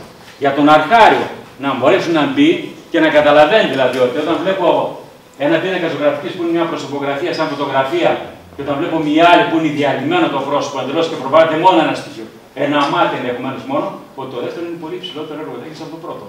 Ο άλλος όμως για να το δει αυτό, θα είναι μια προπαίδεια. Και η προπαίδεια βέβαια έρχεται μόνο από τη θεωρία και τη γνώση, αλλά και από την παρακολούθηση των πραγμάτων. Έτσι. Δεν μπορεί να γίνει διαφορετικό. Πάντως, πιστεύω δηλαδή και από τον εαυτό μου ξεκινώ ότι η διδασκαλία μιας αντικειμενικότητας των αισθητικών αξιών για τον αρχάριο έχει μία σημασία. Λοιπόν, με τις αρχές αυτές λοιπόν τώρα για τις αντικειμενικές αξίες συνδέονται και κλασικά ερωτήματα της αισθητικής. Δηλαδή, για την παραστατική, τη φαντασιακή έκταση της τέχνης, αντανακλώντας αντίστοιχα τη ζωή και την ανθρώπινη εμπειρία ή τον εαυτό, το αυθόρμητο, την οπτική της ζωής που τον ενδιαφέρει, αν πρέπει να επιτυχάνει σφαιρική και ολοκληρωμένη απόδοση, αν είναι απορριπταία μια άλλη οπτική ότι η τέχνη μπορεί να διέπεται και από κοινωνικούς όρους ενδεχομένως. Και για να γενικεύσουμε, θα λέγαμε στο ζήτημα αυτό, στο θέμα της αισθητικής δηλαδή, οι εμπειρίες, οι αισθητικές εφαρμογές, η αισθητική παιδεία, η σχετική αγωγή του ανθρώπου, μία εν τέλει επαρκής γνώση της εξέλιξης των αισθητικών αρχών και κανόνων, πρέπει να χαρακτηρίζει τον μορφωμένο άνθρωπο. Δηλαδή, δεν δικαιολογείται. Έχω στο βιβλίο με ένα κεφάλαιο ποιος είναι ο μορφωμένος άνθρωπος του 21ου αιώνα. Δηλαδή, παλιότερα ήταν ο άνθρωπος των γραμμάτων εν γέννη. Δηλαδή, ένας μαθηματικός, ο Χόκκιν που είναι μέγιστος, ας πούμε, φυσικός, ενδεχομένως με τα κριτήρια αυτά δεν θεωρείται μορφωμένος άνθρωπος γιατί δεν ξέρω λογοτεχνία, λένε θεωρητικά, ή ξέρω δεν γνωρίζει επεξεργαστικές τέχνες. Σήμερα έχουμε μια σφαιρικότητα των πραγμάτων. Δηλαδή, κανείς άνθρωπος δεν μπορεί, εάν δεν μπορεί να συλλάβει και να επικοινωνήσει με όλα τα σημεία της δημιουργίας και της δημιουργικότητας του ανθρώπου, ο καθένας βέβαια έχει μια εξειδίκευση. Αλλά πρέπει και στα άλλα σημεία, έστω και εγκυκλοπαιδικές γνώσεις σε κάποια σημεία, και να μπορεί να επικοινωνεί και να υπάρχει στον κόσμο.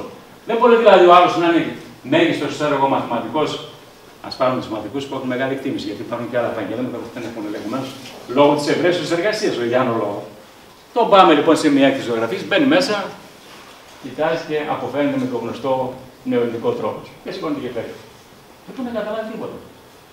Γιατί δεν μπορεί να καταλάβει? Δεν έχει την προπαίδεια που λέγαμε προηγουμένως, που είναι απαραίτητη κατά την άποψή μου και γίνεται ή θα πρέπει να γίνεται στα σχολεία, γιατί από εκεί και πέρα η αυτομόρφωση του ανθρώπου, η προσπάθεια, η παρακολούθηση των εκθέσεων, να πούμε τώρα για τις εικαστικές τέχνες, οι συζητήσεις θεωρητικές με τους καλλιτέχνες, οι προβληματισμοί, οι διάφορες τεχνοτροπίες, τουλάχιστον στην νεότερη ζωγραφική, είναι αυτές που δημιουργούν την ικανότητα και βελτιώνουν και ενισχύουν αυτό που λέμε το προφίλ και το στάτους του μορφωμένου ανθρώπου.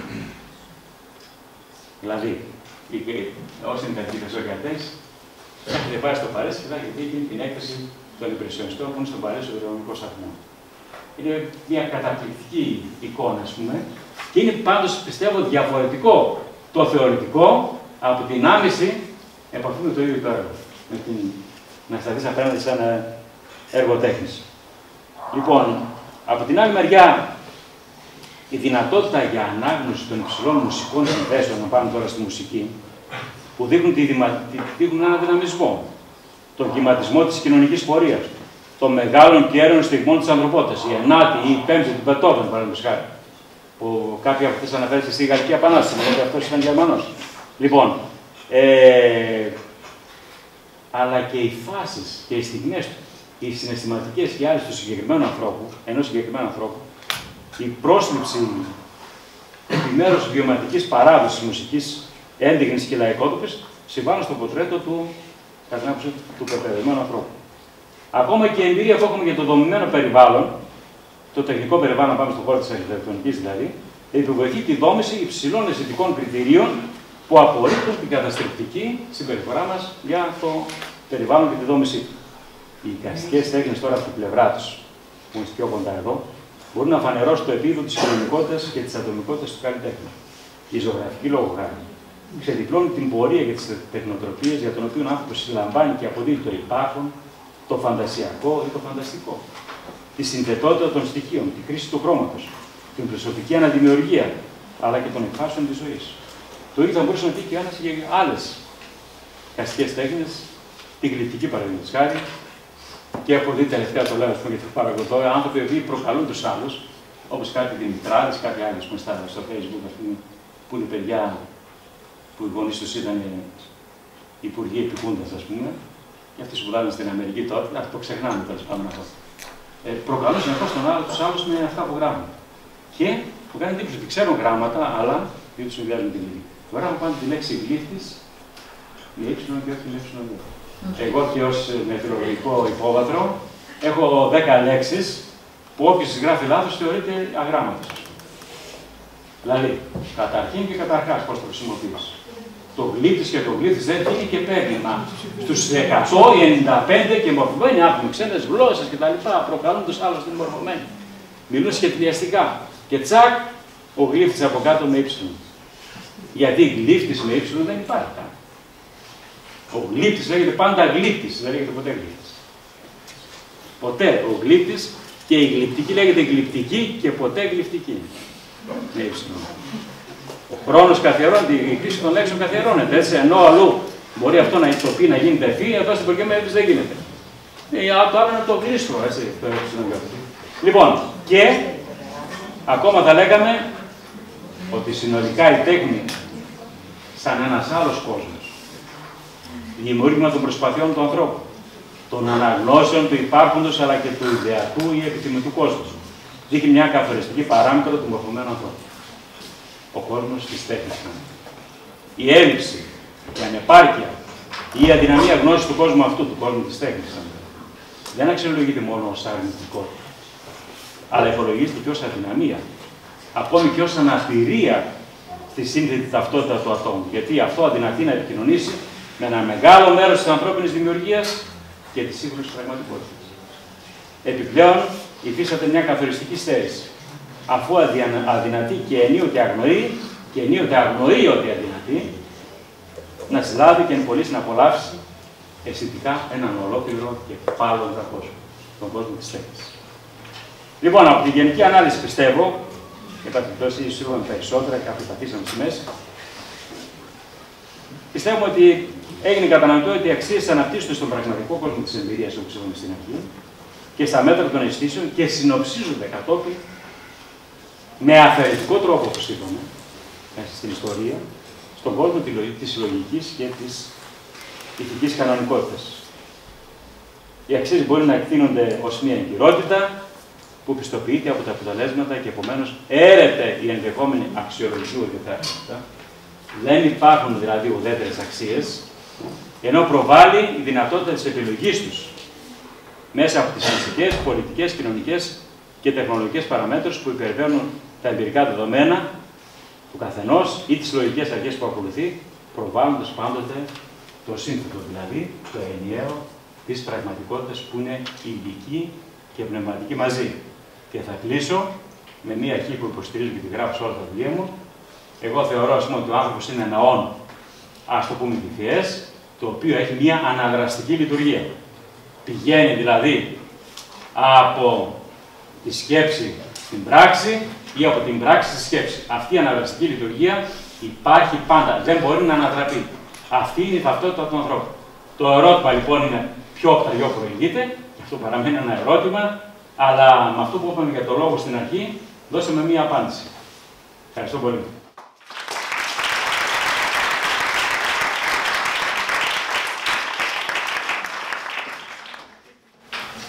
Ερωτήσεις.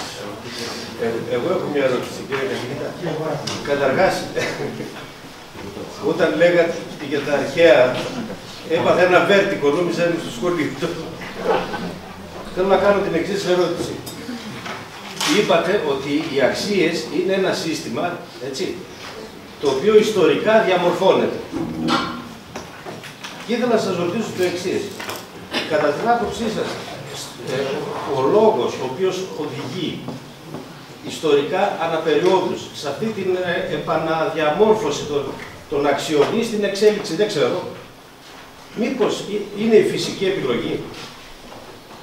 Δηλαδή η κινητήριος δύναμη η οποία την οθεί το σύστημα αυτό είτε προς τα εδώ είτε προς τα εκεί.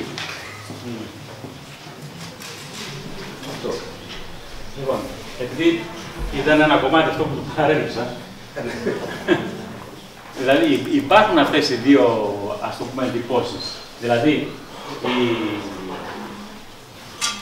οι αξίες θεμελιώνονται, όπως λέει και η κοινωνιολογία, εν πάση περιπτώσει, στο ιστορικό διάβα του ανθρώπου που δομεί τον πολιτισμό βασανιστικά μέσα στους αιώνες και καταλήγουμε σε ορισμένα σχήματα αφαιρετικά που το περιεχόμενο, αν το ψάξουμε στο παρελθόν, θα πούμε πραγματικό περιεχόμενο, στο βάθος.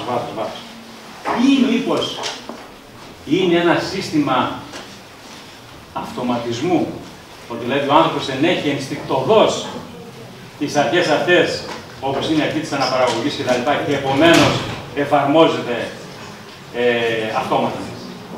Αυτό το είδαμε, μπορεί να πει κανένας, από την χρήση μέσα στην ιστορία, από την εφαρμογή, αν θέλετε, από τη λειτουργικότητα, ότι δεν μπορεί να ισχύει το δεύτερο δηλαδή. Το επιβιωτικό στοιχείο αυτό, το ενστικτώδες, να είναι αυτό που κυριαρχεί στον άνθρωπο και να επανέρχεται. Βέβαια, λειτουργείται από ορισμένες απογοητεύσεις στην ιστορία. Παραδείγματος χάρη, ας πούμε, εμείς ήμασταν ένας πολιτισμένος λαός. Και ξαφνικά βρισκόμαστε σε έναν εμφύλιο πόλεμο του 46-49 και βρισκόμαστε και η πλειονότητα αλλά και όλοι οι Έλληνες. Και γέννησαν, ας πούμε, η δημόσια υπηρεσία απ' έξω με τσουβάλι με κεφάλι σκοτωμένο. Ένας πρωτογονισμός δηλαδή που δεν μπορείς να το πιστέψεις ότι γινόταν αυτό το πράγμα. Μετά πάμε στην Ιουγκοσλαβία που είναι πριν από 20 χρόνια. Και αυτό ήταν ένα κράτος, ξέρω εγώ, με τον τίτλο κτλ. Και ξαφνικά σκοτώνονται, εξαφανίζουν ολόκληρους πληθυσμούς. Πάμε τώρα στους άλλους τύπους που πήγαν στα καλύτερα σχολεία της Αγγλίας. Φεύγουν από εκεί και πάνε εκεί και αποκεφαλίζουν μπροστά στην τηλεόραση κόσμο. Λοιπόν, αυτό τώρα, αυτός ο φανατισμός είναι μια μεγάλη ιστορία. Και εδώ οι θρησκείες παίζουν κατά την άποψή μου ένα πολύ μεγάλο ρόλο. Κομμάτια των θρησκειών. Γιατί και ο χριστιανισμός που είναι μια θρησκεία της αγάπης, παραδείγματος χάρη, δεν μπορεί να έχει καμία σχέση με τους Σταυροφόρους, παραδείγματος χάρη. Που ομολούσαν τη μεγάλη χατζάρα, άστα γιατί πήγαν εκεί και αν ας πούμε έπρεπε να είναι θρόστος ο εγώ, για τη συμπεριφορά, κινούμε δηλαδή ως χριστιανοί μέσα από το χριστιανικό πνεύμα και την αγάπη κτλ. Λοιπόν, δεν μπορούμε να δεχτούμε αυτό το βιωτικό κτλ. Γιατί αν το πάμε προς τα πίσω, προς το τέλος, θα φτάσουμε σε σημείο που δεν υπήρχε άνθρωπος. Πώς γίνεται αυτός ο αυτόματος μηχανισμός, κάποιος πρέπει να τον έβαλε. Αυτό. Έτσι δεν είναι. Κοιτάξτε, τα περισσότερα τώρα. Και εγώ μονότητα ασχολήθηκα. Πολλά είναι προσωπικές σκέψεις που κάνω και εγώ κατά μόνο. Και τώρα που ερχόμουν εδώ προηγουμένως σκεφτόμουν να κάνω παράδειγμα. Τι να πω τώρα σε αυτούς που είναι παιδιά που σπουδάζουν, ας πούμε, στη σχολή καλλιτεχνίας. Και συμπλήρωσα αυτό το τελευταίο κεφάλαιο σήμερα το πρωί, ας πούμε, για τις εικαστικές τέχνες. Να έχει ένα ενδιαφέρον, γιατί καμιά φορά, όπως έλεγε ένας φίλος μου χημικός, είναι καθηγητής της χημίας στην Αμερική και ήταν και μετά και στα Γιάννη. Ναι, ένα στο ίδιο σημείο. Και μου έλεγε τα βράδια που κάνουμε κουβέντα, ήθελα να μένω μόνο για ιστορία. Και μου έλεγε το κάτι. Το μάθημα που μισό με περισσότερα απ' όλα, ποιο είναι. Εγώ κατάλαβα. Η χημία. Το μάθημα. Δηλαδή ήταν καθηγητής ορκής. Και ασχολούνται με την ιστορία μετά. Λοιπόν, άλλη ερώτηση. Μπορώ να ρωτήσω εγώ. Ποια είναι η αξία των αξιών που αναφέρατε όταν για να ακολουθηθούν από μια κοινωνία χρησιμοποιούν τη λέξη πρέπει. Που το πρέπει είναι μια λέξη που διαφοροποιείται από τη λέξη χρειάζεται. Και ειδικά τώρα την εποχή της νεοπαιδευτικότητας, όταν οι οικονομικές αξίες που στέκονται στη δεύτερη γραμμή είναι πρώτοι που καθορίζουν τις αισθητικές αξίες. Δηλαδή, εγώ ως καλλιτέχνης δεν προτίθεμαι να ζωγραφίσω για να κάνω κάτι αισθητικά, προτίθεμαι να ζωγραφίσω κάτι για να πουλήσει. Αυτό είναι το κριτήριο. Ναι. Ναι, η ερώτηση ακριβώς ποια είναι, γιατί να ακολουθώ την αξία των αξιών, είπατε. Ποια είναι η αξία των αξιών, γιατί χρησιμοποιούμε τη λέξη πρέπει να ακολουθήσω. Για το πρέπει, ναι. Το πρέπει κάπως είναι αλλιώς. Ναι. Αυτό το πρέπει δεν είναι μονοσήμαντο, δηλαδή ότι δεν έχει, οι αξίες δεν έχουν εφαρμογή πάντοτε. Ορισμένες από τις ηθικές αξίες κινούνται στο πρέπει ή στο οφείλεις καλύτερα, όπως λέμε. Δίνει έτσι καλύτερη σημασία το οφείλεις από το πρέπει. Δηλαδή, οφείλεις να κάνεις το α ή να κάνεις το β, εντάσσοντας τον εαυτό σου μέσα στο σύνολο των ανθρώπων, έτσι. Γιατί δεν μπορείς να βάλεις την ατομικότητά σου ως κριτήριο για την συλλογή, για την προβολή ενός κανόνα. Λέτε οφείλει, γιατί όταν ανετράπησαν οι αξίες, δημιουργήθηκε η νεοπαιδευτικότητα. Είπατε πριν για τους υπερσιονιστές. Ανετράπη ο καπιταλισμός. Και εμείς ερχόμαστε εκ των υστέρων να ορίσουμε το πριν ότι ήταν σωστό. Άρα λοιπόν οι αξίες έχουν τέτοια φθορά που πρέπει κάπως να αναθεωρηθούν, να μην μπαίνουν σε αυτές τις κατηγοριοποιήσεις, να πει ως αρχική αξία ο άνθρωπος και εκεί πάνω όλα να στηθούν. Μα σε αυτό που λέτε το τελευταίο έχετε δίκιο και νομίζω το βιβλίο μου καταλήγει ότι πρέπει να προασπιζόμαστε την ύψιστη αξία, την αξία των αξιών που είναι ο ίδιος ο άνθρωπος. Αυτή είναι και η δική μου άποψη. Και εγώ πολλές φορές έχω προβληματίσει γιατί και με τα παιδιά εδώ, αλλά και πολύ μεγαλύτερος όπως τους έκανα παρέα στη ζωή μου. Και με τον Καλαμάρα που μου κάνει στις διάφορες και εδώ και στην Παρυπόμη και με στο Θερή Κατοκούλη. Και αναλογιζόμουν πάντα, ας πούμε, πώς εκτιμάται η αξία, η χρηματική ενός έργου τέχνης. Κάποιος έδωσε την εξής απάντηση κάποτε. Η απάντηση αυτή είναι λίγο σοφιστική. Από τα χιλιάδες, τα εκατομμύρια έργα τέχνης που παράγονται και δεν πουλούνται, μπορούμε να πούμε, αυτό δεν είναι απάντηση όμως, έτσι. Μπορούμε να πούμε ότι ένα έργο στοιχίζει 1 εκατομμύριο ευρώ. Πάντως, ότι ο άνθρωπος είναι ύψιστη αξία, αυτό είναι δεδομένο. Αλλήμον. Ένα. Δεύτερον, αν οι αξίες, αν το περιεχόμενο μεταλλάσσεται, το περιεχόμενο των αξιών δεν είναι μόνιμο και σταθερό. Δηλαδή, ο Αριστοτέλης, παραδείγματος χάρη, είχε ορίσει 10 αξίες. Ο Πλάτων κάποιες άλλες. Ο Επίκουρος κάποιες άλλες. Σημασία παραμένει πάντοτε ότι στη δραστηριότητα του ανθρώπου, είτε έχουμε αυτούς τους τίτλους, είτε κάποιος άλλος, θα πρέπει να βλέπουμε τον εαυτό μας μέσα στον ανθρωπισμό, ότι συνυπάρχουμε με τους άλλους και άρα οι κανόνες οι οποίοι βοηθούν τους άλλους και εμάς τους ίδιους είναι αυτοί που πρέπει να ακολουθούνται. Λέμε πρέπει πάει. Αλλιώς δεν μπορεί να έχουμε. Χρειάζεται. Ναι. Χρειάζεται. Μπορεί να βρούμε και μια πιο ήπια λέξη, εν πάση περιπτώσει. Θα ρωτήσω κάτι. Δεν είμαι σίγουρη ότι έχω καταλάβει τη διαφοροποίηση κάποιων λέξεων που είπατε. Νοητικές διανοητικές λειτουργίες, αυτό μάλλον το πιάνω. Είπατε ότι παράξουμε και παραγράφουμε. Φανταστικό και φαντασιακό. Το φανταστικό και το φαντασιακό. Ναι, κοιτάξτε, το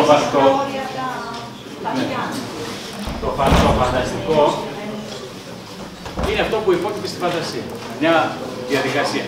Είναι αυτό που υπόκειται στη φαντασία. Υπάρχει πραγματικότητα και υπάρχει φαντασία. Το φαντασιακό είναι αυτό το οποίο ενέχει στοιχεία πραγματικότητας και στοιχεία φαντασίας. Είναι κάτι ενδιάμεσο. Δηλαδή, είναι αυτό το οποίο μπορεί να ισχύσει, αλλά μπορεί και να μην ισχύσει. Ένας φίλος δημοσιογράφος της Αθήνας έχει ένα εργαστήριο που λέει το εργαστήριο για το φαντασιακό. Και γράφει για το Μερλό Ποντί, για διάφορες τέτοιες φιλοσόφους, πώς θα δούμε αυτά τα πράγματα. Δηλαδή, το φαντασιακό είναι αυτό το οποίο επιχειρεί να αναφερθεί στη φαντασία, να παραγάγει τη φαντασία, ενώ η φαντασία είναι κάτι συγκεκριμένο. Δηλαδή, είναι διαφορετικό από την πραγματικότητα. Πραγματικό και φανταστικό. Πραγματικότητα είμαστε μια αίθουσα εδώ μέσα όλοι εμείς και φανταστικό είναι ότι αυτή η αίθουσα δεν υπάρχει. Το φαντασιακό θα ήταν εμείς που είμαστε εδώ, μπορούμε να σκεφτούμε ότι είμαστε σε μια άλλη αίθουσα, σε έναν άλλο χώρο. Αυτή είναι η διαδικασία του φαντασιακού. Για να το δούμε κάτι. Ο Γιώργος. Θέλω να ρωτήσω λίγο σε μια από τις προηγούμενες διαφάνειες. Είδα διευκρινήσεις ότι μπορεί να είναι συνολικές είτε σε προσωπικό επίπεδο. Να είναι. Συνολικές είτε σε προσωπικό επίπεδο. Σωστά το λέω.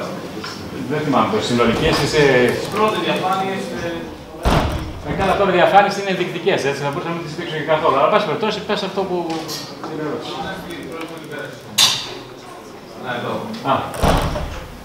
Έχω μια συσταμένη που μια προσωπική εποχή. Ποια είναι τη δυνατή όμως? Ποιο, αυτό λες το πρώτο. Αποδοχή των αξιών όλων δημιουργημάτων προέρχονται από χρήση πραγμάτων και όλων πράξεων μέσα από τη συνισταμένη ή προσωπική οπτική. Ναι, εγώ δεν ξέρω πώς θα εκλαμβάνω αυτό που λέει μια προσωπική οπτική. Ναι, και η προσωπική οπτική, εν πάση περιπτώσει δεν θα αποφύγω την ευθύνη που ένας μεταπτυχιακός του είναι καβάκι και έκανε τον πίνακα, εν πάση περιπτώσει, και έβαζε και δικούς του τίτλους από πάνω, όπως αυτός. Όμως υπάρχει αυτό που λες είναι σωστό. Δηλαδή, είτε εμείς ακολουθούμε χρήσεις πραγμάτων ή πράξεων κτλ. Μέσα από μια συνισταμένη των πραγμάτων και καταλήγουμε στο ορθό, είτε πολλές καταλήγουμε μέσα από μια προσωπική οπτική, πάλι προς το σωστό. Γιατί η προσωπική οπτική μπορεί να είναι μια οπτική του άμεσου συμφέροντος, του προσωρινού, έτσι. Δεν μιλάμε ότι γιατί τότε δεν έχουμε πλέον αξιακή κατάσταση, αλλά έχουμε μια ελευθεριότητα ως προς την εφαρμογή και την αποδοχή των αξιών. Δηλαδή ο καθένας είναι αυτό που λέγανε στη δεκαετία του 70 όταν είμαστε νεότεροι. Ο καθένας είναι αυτό που είναι, ο καθένας κάνει ό,τι θέλει, έτσι το καταλαβαίνω εγώ κτλ. Αυτό δεν υπάρχει για μένα. Αυτό δεν υπάρχει. Δηλαδή όλα τα πράγματα όπως ξέρετε και εσείς, αν σκεφτείτε και τώρα και αργότερα, έχουν 2-3 εκδοχές ισχυρές. Δεν μπορούν να είναι απεριόριστες εκδοχές για τα πράγματα. Και όπως έλεγε ο αείμνηστος καθηγητής μου ο Μπαγιώνας που αδικήθηκε πολύ στη ζωή του, ενώ ήταν για μένα ο καλύτερος από τους νεότερους φιλοσόφους και μαρξιστής, ενώ ήταν από οικογένεια πολύ συντηρητική, έλεγε ο διάλογος γίνεται για να καταλήγει κάπου. Δεν μπορεί να υπάρχει ένας διάλογος αιώνιος, γιατί δεν καταλήγει ποτέ σε τίποτα. Ένας διάλογος αιώνιος είναι μια διαλυτική κατάσταση. Ο διάλογος, επομένως και εδώ στην προκειμένη περίπτωση, η προσωπική οπτική, καταλήγει κάποιος, επειδή ο ίδιος ήλεξε τα πράγματα, τα γνωρίζει, μπορεί όμως να κάνει λάθος. Γι' αυτό υπάρχει, ας πούμε, η αντίδραση της επανόρθωσης στη συμπεριφορά μας. Ή να παίρνει μια συνισταμένη δεδομένων κτλ. Ότι έχει εμπιστοσύνη σε αυτόν που τα γράφει, γιατί τα έχει ελέγξει, είναι πιστοποιημένα κτλ. Δηλαδή, αν πούμε τώρα για τις τελευταίες θεωρίες για το σύμπαν, θα δεχτούμε αυτά που λέει ο Χόκκιν, ο ανάπηρος φυσικός, και το ξέρετε όλοι. Είναι πολύ σωστά, αλλά όπως είπα και στην αρχή, αυτό που μας αφορά όλους δεν λέει τίποτα παραπάνω από το Big Bang. Πάλι το διάβαζα προχθές, ξενύχτησα. Να δω τι λέει. Μπορεί να πει κάτι παραπάνω το Big Bang. Το πρόβλημα είναι. Αφού που γεννέται από το 0, δεν μπορεί να πει κανένας πώς γεννέται από το 0. Και συζητάμε όλοι μετά από αυτό. Είτε οι θρησκείες λένε υπάρχει Θεός που τα δημιουργεί, είτε άλλοι λένε ο λόγος ή η ύλη, αν θέλετε κτλ. Πάντως, το θέμα είναι ότι η ανθρώπινη νόηση δεν μπορεί να κατανοήσει αυτό το μέγιστο της αρχής, γιατί αν το κατανοούσε, θα μπορούσε και να το δημιουργήσει. Τους καταλαβαίνω. Νομίζω έχουν φτάσει στο. Δεν μπορούν να ερμηνεύσουν ότι έγινε ένα δευτερόλεπτο πριν τη μεγάλη έκρηξη. Μέχρι εκεί έχουν φτάσει. Δηλαδή. Για να κλείσουμε αυτό το θέμα. Το θέμα, παιδιά, είναι πώς δημιουργείται είτε η ύλη, είτε τα υλικά, είτε η ενέργεια αυτή στο εξέρνης εκ του μηδενός. Αυτό το πράγμα η ανθρώπινη νόηση δεν μπορεί να το συλλάβει. Οι ικανότητες δηλαδή του μυαλού μας δεν μπορούν να το συλλάβουν.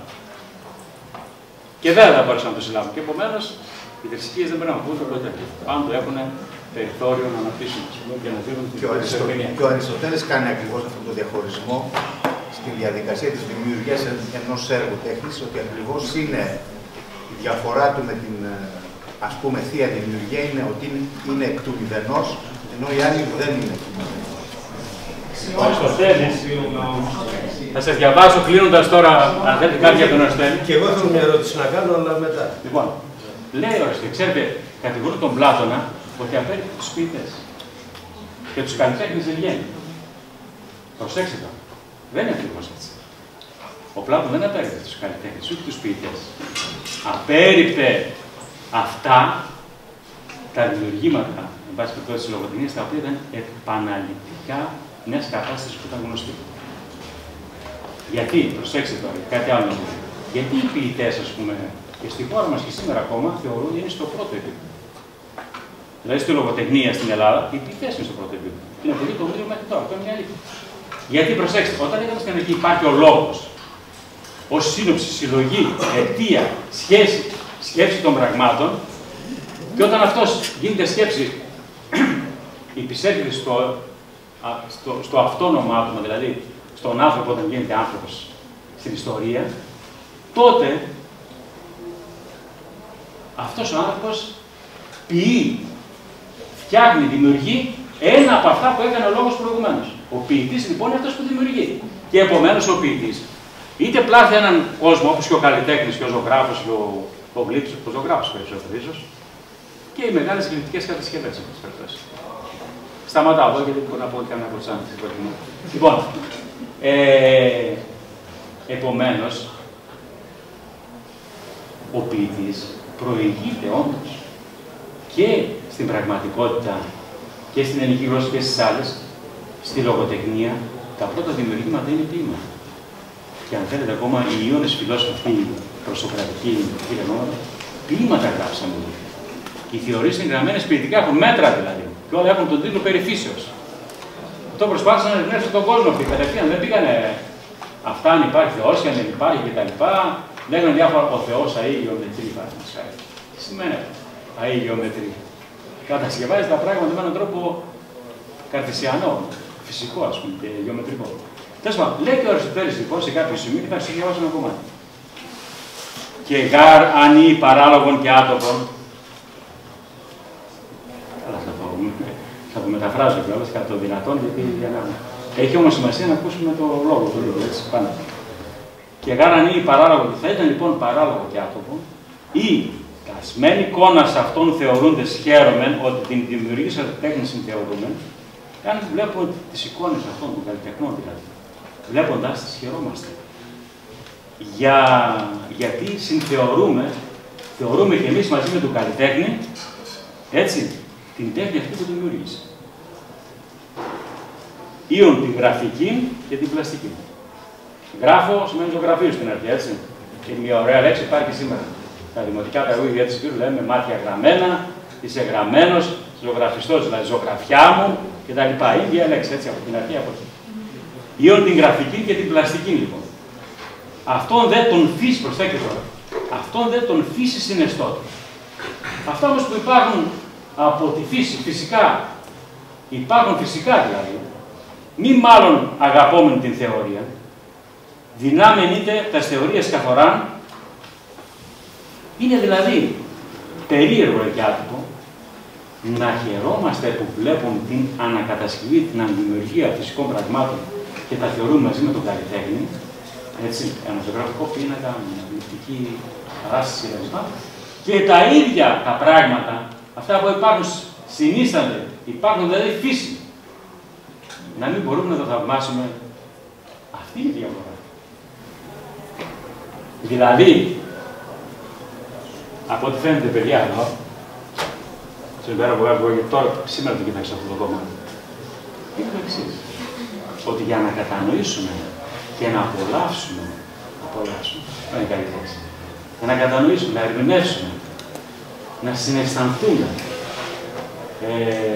να ευαπτιστούμε στην τέχνη την οποία βλέπουμε και παρακολουθούμε, θα πρέπει ταυτόχρονα να έχουμε και ένα επιστημονικό επίπεδο που να λέμε ότι η τέχνη αναπαράσταση φέρνει.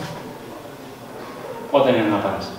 Ότι η τέχνη δείχνει κάτι που υπάρχει και αυτό το κάτι το παρουσιάζει και μπορεί να υπάρχει διαφορετικά. Αλλά για να το κατανοήσουμε αυτό, θα πρέπει να ξέρουμε και το πραγματικό. Δηλαδή, θα το πω εγώ πιο απλά ως φιλότεχνος, στους καλλιτέχνες και στους ενδυνάμει και στους καταξιωμένους, ότι είναι διαφορετικό να βλέπεις και να αρμάζεις μία προσωπογραφία σχεδόν σαν φωτογραφία, όπως είπατε στην ελληνική, από μία προσωπογραφία που τονίζει, έχει διασπάσει τους ώμους και το σχήμα και προβάλλει μόνο ένα στοιχείο του δυναμισμού που χαρακτηρίζει το συγκεκριμένο πρόβλημα. Και αυτό είναι τέχνη. Επομένως, πρέπει να ξέρω όμως το γραμμικό, όχι να ξέρω εγώ να σχεδιάζω το γραμμικό, πρέπει να ξέρω πως είναι μια παράσταση κανονική και μετά να πάω σε μια παράσταση αθλητική. Γιατί παρατηρεί και το φαινόμενο, όπως και στη φιλοσοφία και στις επιστήμες. Θα πάμε κατευθείαν σε αυτό που λέμε αφηρημένη τέχνη στην διάρκεια των όγκων και αν μας πούν κάνει αυτό το απλοϊκό σχέδιο, να μην μπορούμε να κάνουμε απολύτως τίποτα. Για να φτάσουμε δηλαδή στο δεύτερο, πρέπει να γράψουμε να γνωρίζουμε το πρώτο. Δεν μπορεί να είναι διαφορετικά. Δεν μπορεί να το αγνοούμε δηλαδή, δεν μπορεί να το κάνουμε κτλ. Γιατί ένα καλλιτέχνη μεγάλο κτλ. Γι' αυτό, α πούμε, η προσωπογραφία από εσά είναι κάτι πολύ απλοϊκό. Για τον πολύ κόσμο όμω που έχει ένα άλλο επίπεδο μορφωτικό, θεωρείται πολύ. Λέει, α πούμε, είδε πώ το έκανε. Σαν φωτογραφία. Αυτό είναι ένα επίπεδο, έτσι. Ένα πολύ χαμηλό επίπεδο. Υπάρχει ένα μεσαίο επίπεδο που μα αρέσει αυτό και δεν μα αρέσει το άλλο. Αυτό είναι πολύ δύσκολο. Λοιπόν, ο Πικάσο παραδείγματος θεωρείται μέγιστος ζωγράφος κτλ. Αλλά στον πολύ κόσμο, από τη μέση και κάτω δηλαδή, δεν αρέσει την μισό. Γιατί αρέσκεται σε τα πράγματα που μπορεί να προσλάβει αυτός με μία ευκολία. Γι' αυτό λοιπόν όλα έχουν μία δυναμική έτσι. Και η γνώση έχει μία δυναμική να την κατακτούμε, και η αισθητική έχει μία δυναμική να την κατακτούμε, και η ζωή μας όλη είναι μία προσπάθεια και μία συμβολή στα πράγματα. Είναι χωρίς περιεχόμενο η αναζήτηση της περιβόητης αλήθειας, διότι είναι κάποια πράγματα που λόγω της φυσικής μας κατασκευής σαν άνθρωποι, έτσι, της αντιληπτικής μας ικανότητας, δεν μπορούμε να φτάσουμε. Άρα πάει μέχρι εκεί. Επομένως, κατά την άποψή σας, ο άνθρωπος και ειδικότερα ο καλλιτέχνης, τι ρόλο πρέπει να δώσει στη τέχνη του, τι ζητάει, τι στάση ζωής πρέπει να κρατήσει. Τώρα, κάνεις μια ερώτηση που έχουν οδηγίες προς τον φιλομένους. Δηλαδή, αν εγώ θα μπορούσα να πω ότι πρέπει να κάνω καλλιτέχνης. Όχι, και ο επιστήμονας. Δηλαδή, αφού είναι ατελέσφορη η αναζήτηση της αλήθειας, σύμφωνα με τις δεσμεύσεις αυτές, τι ρόλο ο άνθρωπος πρέπει να παίξει. Κοιτάξτε να δείτε. Δεν υπάρχει, και κατά τη φιλοσοφία, δεν υπάρχει μία και απόλυτη αλήθεια. Η απόλυτη αλήθεια είναι να βρεθούν οι πρώτες αρχές των πραγμάτων. Το πρώτον κοινούν που έλεγε ο Αριστοτέλης. Το πρώτον κοινούν, το οποίο κάποιος ταυτίζει με τη θεολογία, με το Θεό κτλ. Δεν μας λέει όμως πώς δημιουργεί το πρώτο κοινούν. Δηλαδή φτάνει και αυτός και φτάνει και ο Χόκκινγκ σήμερα. Λοιπόν, στην άλλη περίπτωση δεν έχουμε απόλυτα αλήθεια, αλλά έχουμε σχετική αλήθεια. Και έχουμε σχετικές αλήθειες στην ιστορία και στα πράγματα. Δεν έχουμε όμως, παιδιά, προσέξτε, ποτέ μην παρασύρει ότι δεν έχουμε σχετικισμό. Ο σχετισμός είναι ότι δεν ισχύει τίποτα, όλα είναι αβέβαια και όσο πεθάνει μπορεί να υποστηρίζει ό,τι θέλει, όποια θεωρία θέλει και στον χώρο της τέχνης κτλ. Αυτός είναι ο σχετικισμός. Οπότε όλα δηλαδή είναι αμφίβολα, δεν υπάρχει τίποτα. Υπάρχει σχετικότητα στα πράγματα. Δεν υπάρχει απολυτότητα. Η σχετικότητα είναι ότι μελετούμε την αλήθεια κάθε φορά μέσα σε δεδομένες συνθήκες κοινωνικές, πολιτισμικές, πολιτικές, ιστορικές, γεωγραφικές κτλ. Τη μελετούμε και Και σήμερα εμείς δηλαδή, πηγαίνοντας προς το παρελθόν, μελετούμε όλες αυτές τις παραμέτρους και τις συνισταμένες των πραγμάτων. Αλλιώς δεν μπορούμε να πούμε. Γιατί λέμε, ας πούμε, ότι η αρχαία ηλεκτρονική ληπτική, ας πούμε, και η ζωγραφική που χάθηκε βέβαια και δεν μιλούμε περισσότερο για αυτήν, έχουμε στην δική του άλλη ακόμα πιο δεύτερο, γιατί μιλούμε για τα κλασικά έργα, παραδείγματος χάρη. Γιατί είχαν ένα μέτρο, ας πούμε. Είχαν μία τα χρυσοτομημένα από την τέχνη. Είχαν ορισμένες αρχές, είχαν καταλήξει ορισμένες αρχές. Και τα δέχονται και οι υπόλοιποι, ας πούμε. Όποιος μέτρο των πραγμάτων συναντιέ, μην σε αυτά και τα αντιγράφεις, η κοινωνία πεθαίνει. Η κοινωνία πρέπει να ανανεώνεται διαρκώς. Άρα λοιπόν υπάρχει σχετική αλήθεια για τα πράγματα πάντοτε. Δεν υπάρχει όμως σχετικισμός. Δεν ισχύει τίποτα και όλα είναι αλφα, γάμα, δέλτα και δεν τέλειωσε. Είναι διαφορετικό το ένα από το άλλο.